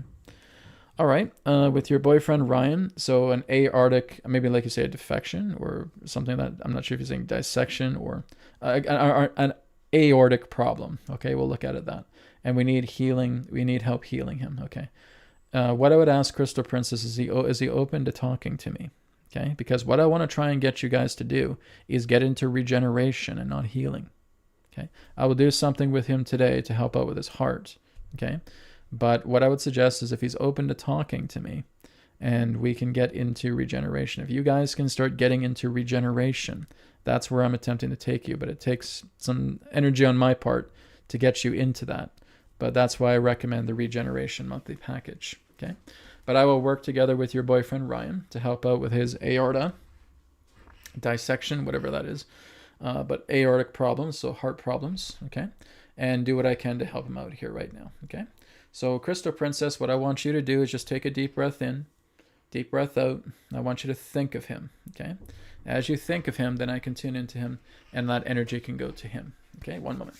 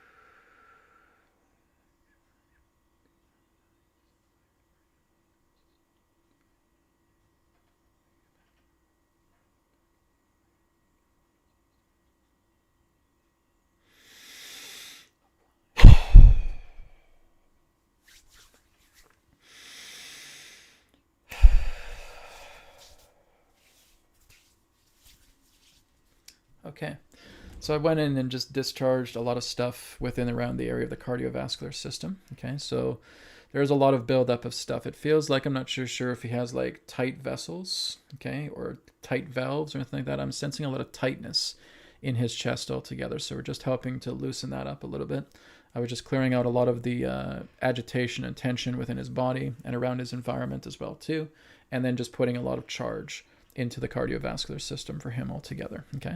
Now, like I said, if he can talk to me, if he can email me, guys, you're more than welcome to call me. Okay. But it's not a session. You're just calling me and saying, Brad, this is what I need help with. What do you recommend? And then I give you a recommendation. Okay. You go on Discord. My phone number is up on the Discord. Okay. You'll find it in the general message. You can call me. Okay. But it's just an inquiry call. It's not a session. Okay. Then you can let me know. Do I do radiate? Do I go on etherics? Do I go get the healing code cards? Do I get the remote bed kit? Do I do a regeneration session with you? Should I do a Q&A session, etc.? Come to me, okay? And just go onto Discord, talk to me, give me a call, let me know. Okay, I'm more than happy to help you guys out. This is why I'm offering up my phone number so you guys can call me for an inquiry call. Okay, thank you very much. We got to wrap things up here real quick, guys. We're running out of time.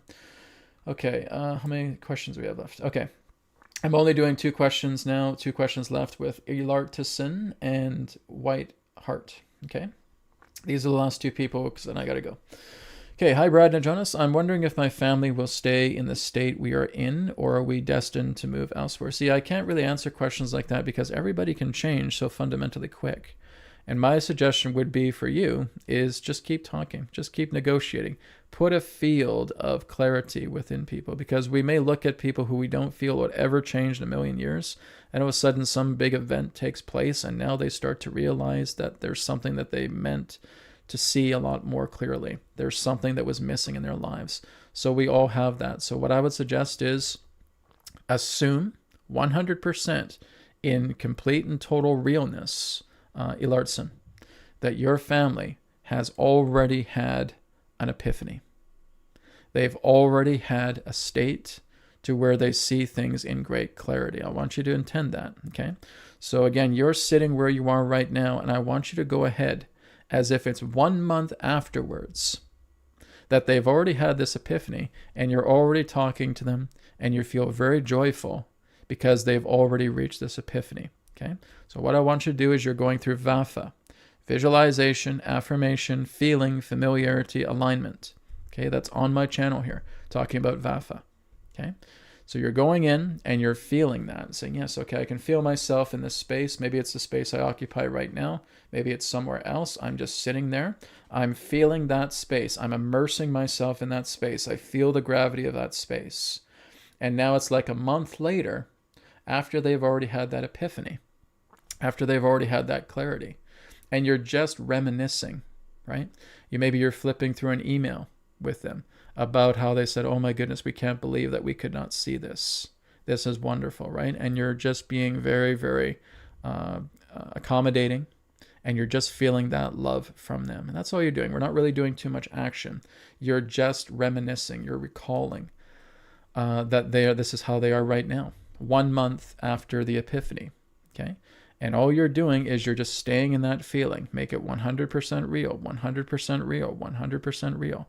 And once you make it 100% real, it is finished and I abide. Okay? And then what we do is, if any desire remains after making this real, we work with the trauma transcendence technique with the energy ball. We put all of that desire, that want, and that need, saying, oh, I wish my parents would wake up. I wish my family would wake up. Okay? And we put all of that into the ball, and we Om chant, Om, and we clear it away. Okay? Sorry, before we do that, we just say, can I let this go? Can I let this desire go? Yes. Then you Om chant, and then you clear it away. Okay? And that's clearing out the desire, because you guys have 2 choices here. Number 1, you keep something as a desire and it does not come to pass. Number 2, you make it memory, you make it real, you make it manifestation, and it comes to pass. Not a single grain of that desire can remain. Because even if a little grain of desire remains, that is like a door wedge being caught up in between your door where you cannot close it. You cannot close off the manifestation. And here's the thing, guys, 98% of us do not do manifestation properly. Right? The reason why we keep throwing ourselves in misery is because we're accommodating misery within our minds. This is what I call the beta mind. Right? When we start going into prime mind, we let all of that stuff go. We clear all that out. We clean that. Then as it's clean, it all comes down to 2 things. Either I keep something as a desire, or I make something real. If I make something 100% real that is in memory, then it's going to come to pass. It's inevitable. And I learn to stay in the state, but there's a whole thing I need to teach you guys about that. That's why I'm going to be making the prime law free course. Okay? So you guys learn about this, and there'll be like the first chapter will be free here on YouTube. Okay? But you want to learn that. You want to learn to not really maintain, but to return back to the state, right? The person who was very closest to doing what I'm sharing here was Neville Goddard. Okay? A lot of what he taught is very good stuff. There's a few things I'm not fully in agreement with. That's why I've kind of created my own version with the prime law, right? Because I kind of put a lot of my own stuff here, what I've learned over the years. into this. But what you're primarily doing is you're learning to say, okay, instead of desire, I'm clearing the desire out. Poof, it's gone 100%. And what remains right now is the 100% realness. It's the 100% memory. It's already done. It's like I put a stamp on it. Already done. Already finished. Already taken care of. What do? I go and I do something else. Right? Like, Brad, I don't have to maintain it. I don't have to hold on to this for dear life. No.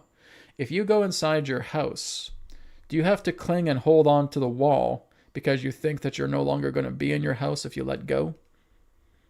Because this is the exact same premise. You're being aware of the state that you occupy. And the state that you occupy, you are not clinging onto it. You are not maintaining it. You are not heavily focusing it. To burn you out after 20 minutes, you want to go take a nap.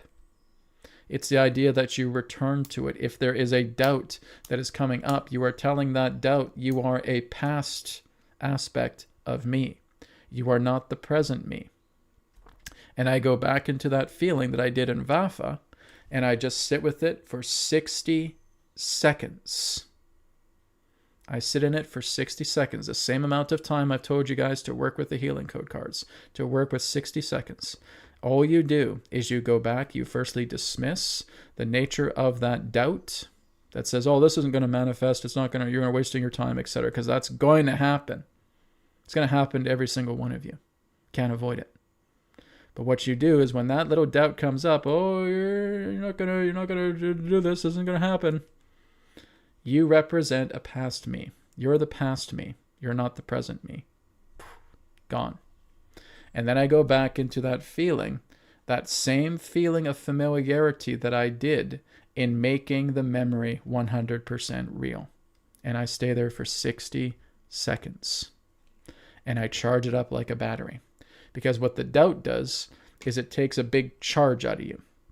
And it's like your cell phone when it gets, in the red altogether. And what you're doing is you're dismissing the old thought because that's the past you, that's not the present you. And what you're doing now is you're sitting with it with 60 seconds, going back to the very familiarity feeling that made you say, yes, this is 100% real. And now that it's 100% real, you've charged it up again. Now just go on and do whatever, right? Go on and do something else. That is prime law. That is prime mind. That is prime manifestation. That is entering the prime state, is when you stay with assumption. You assume, just like Neville Goddard would teach, you assume that manifestation, you assume that state, and you already know it's done. Has physical reality shown you any evidence whatsoever that that manifestation has come to pass as soon as you do it? No, and it's not going to. Not yet. You got to be okay with that. That's why to do this work, you got to be dedicated. You got to be devoted to what you make real. Because what's happening right now is there is a reorganization happening.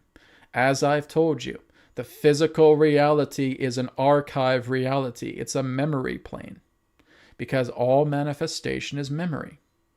Everything you see around me right now, all created by memory. Even this body right here, created by memory, manifestation. It's all the past. And in order for that manifestation to come in, we need to abide with it, which means we're standing with it. We charge it up when a doubt attack happens. We experience what's known as a lag phase. A lag phase is exactly how the ethers work together with physicality. The lag phase altogether represents a delay. But it's a delay because everything is being reorganized. It's like a Rubik's Cube that is very slowly just shifting everything into your reality based upon the type of manifestation in question. And then once it shifts itself into the appropriate Rubik's Cube, there it comes. There it is. But you don't care. Because what you've already told yourself in your mind is, this is already done. This is already finished. I got $1 million in my bank account. And it's already done. It's already finished. There is not a single force in the universe that can contradict you. with that, because that's how you make it real. If it's contradicting, then it just goes back to desire again, and you got to charge it back up. You do not lose your manifestations. All you do is delay them. And you got to remember to charge them back up. If doubt attacks, and it will, that's the lag phase. Neville Goddard used to refer to that as Death Valley. Is that as soon as you start doing this, your ego is going to hammer the shit out of you. Okay? It is going to come down on you. Are you nuts? Why are you wasting your time with this? None of this is going to happen. Oh, see, look, it's already been 2 days and nothing's happened. Blah, blah, blah, blah, blah. It is going to hammer you down hard. And this is what you're working with, is to make yourself steadfast, to bring yourself into that faithfulness of knowing this is 100% real. And Alartison, that's what I'm telling you to do, is you make this 100% real in regards to your parents, in regards to your family, where they are now in that clarity state. You've already seen it. You've already given it your mark, saying this is 100% real, already done, and I move on. I don't keep dwelling on it, because if I keep dwelling on it, then that's telling me that this is a desire and it's not a manifestation. There is only desire and manifestation. You got to kill desire for manifestation to happen. You cannot have it remain. And not even Neville Goddard taught people how to do this properly. Right? You have these two. The two cannot coexist, because you can't enter 2 doors at once. You have the desire or you have the manifestation. Kill the desire. Manifestation remains. 100% memory. Here it comes. That's how it's done, guys. I'm teaching you something that we have not even revealed in the world yet. As far as I know, I'm the only guy who's actually teaching you guys about modern manifestation done the right way. So that's what's coming with the Prime Law course. Okay? And at Lardison, that's what you do with your family. All right? One last question before I wrap up. White Heart 25, hello. Hello, Brad and Adronis. May Adronis give me some insight on my galactic lineage and its impact on my life at present? Okay, so you would have a lot of connections with the Pleiades. Don't even need Adronis for this, no offense, okay? You have a connection with the Pleiades, right? You have a lot of connections even with the entire Taurus constellation as well, too, even beyond the Pleiades. But if it's something that we could recognize, it would be in the Pleiades, okay? And that is something that if you want to explore it, the star that you should link up with would be Alcyone, okay?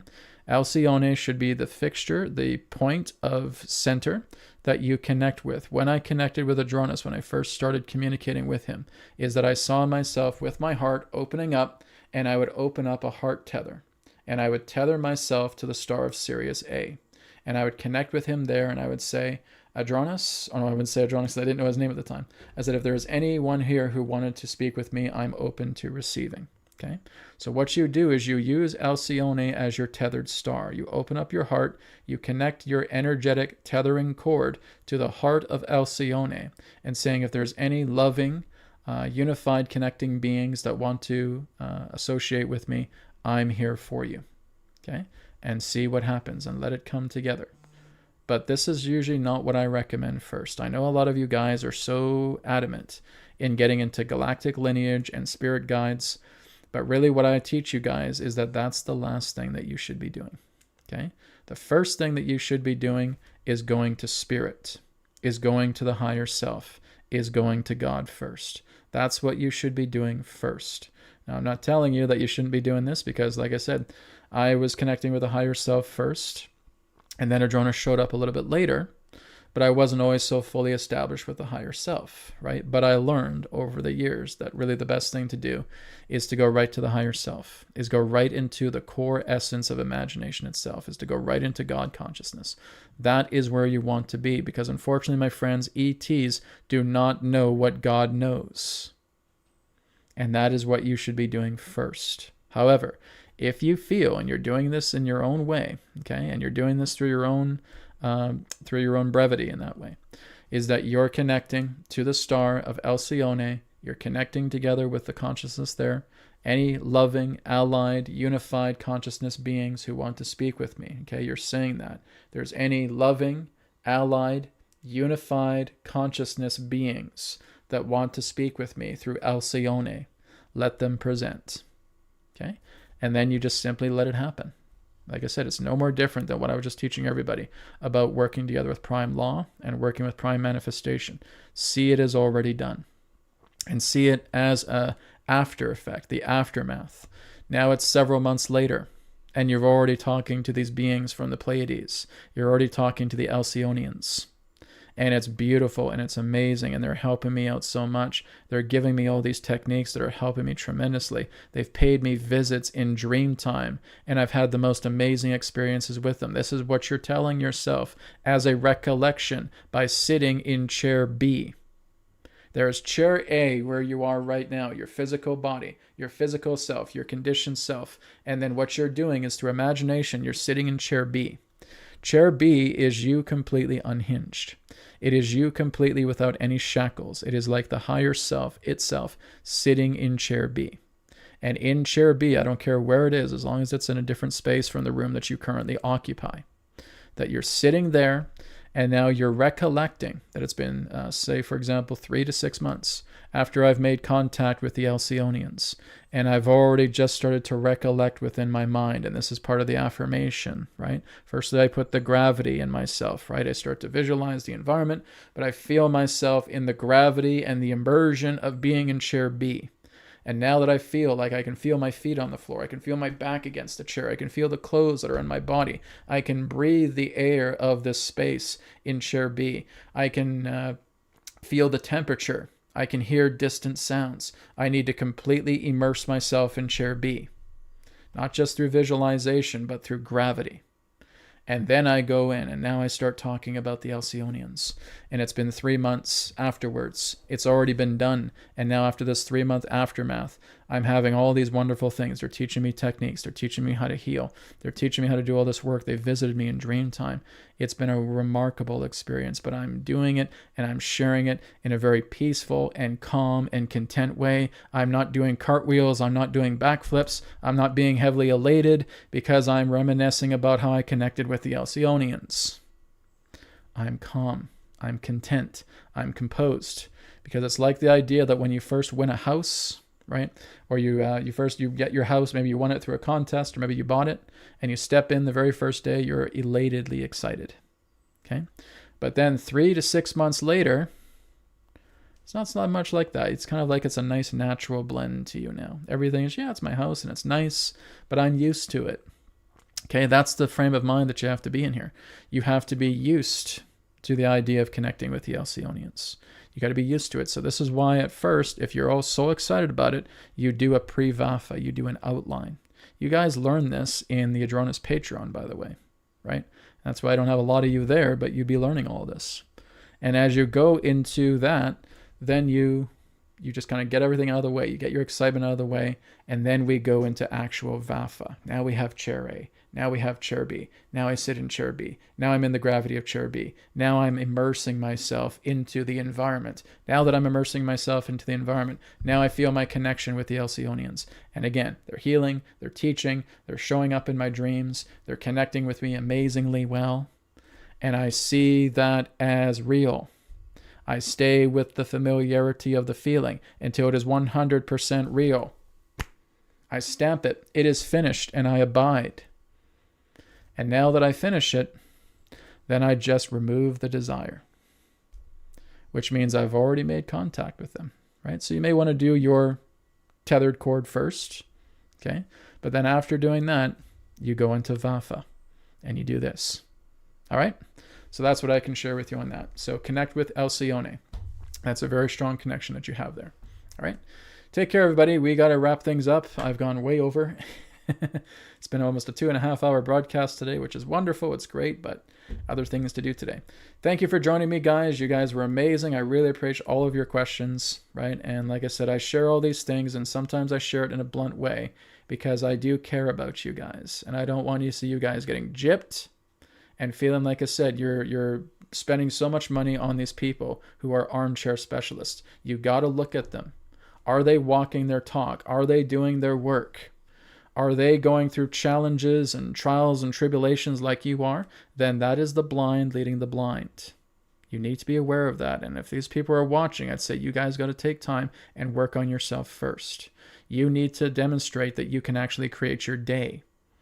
that you can actually manifest things, that you can talk, just like what I'm sharing here about the nature of manifestation and how it actually works. Because if you don't know that, then you're basically in the same boat as the people that are trying to come to you that need help. And you guys need help as well too. So look at a person, see exactly what they're doing, see exactly that they're walking their talk, and then that becomes a really good guide and helper for you. Okay? Thank you so much, everybody. Take care. Talk to you next week, next Wednesday. Blessings to you all. Bye for now. Take care.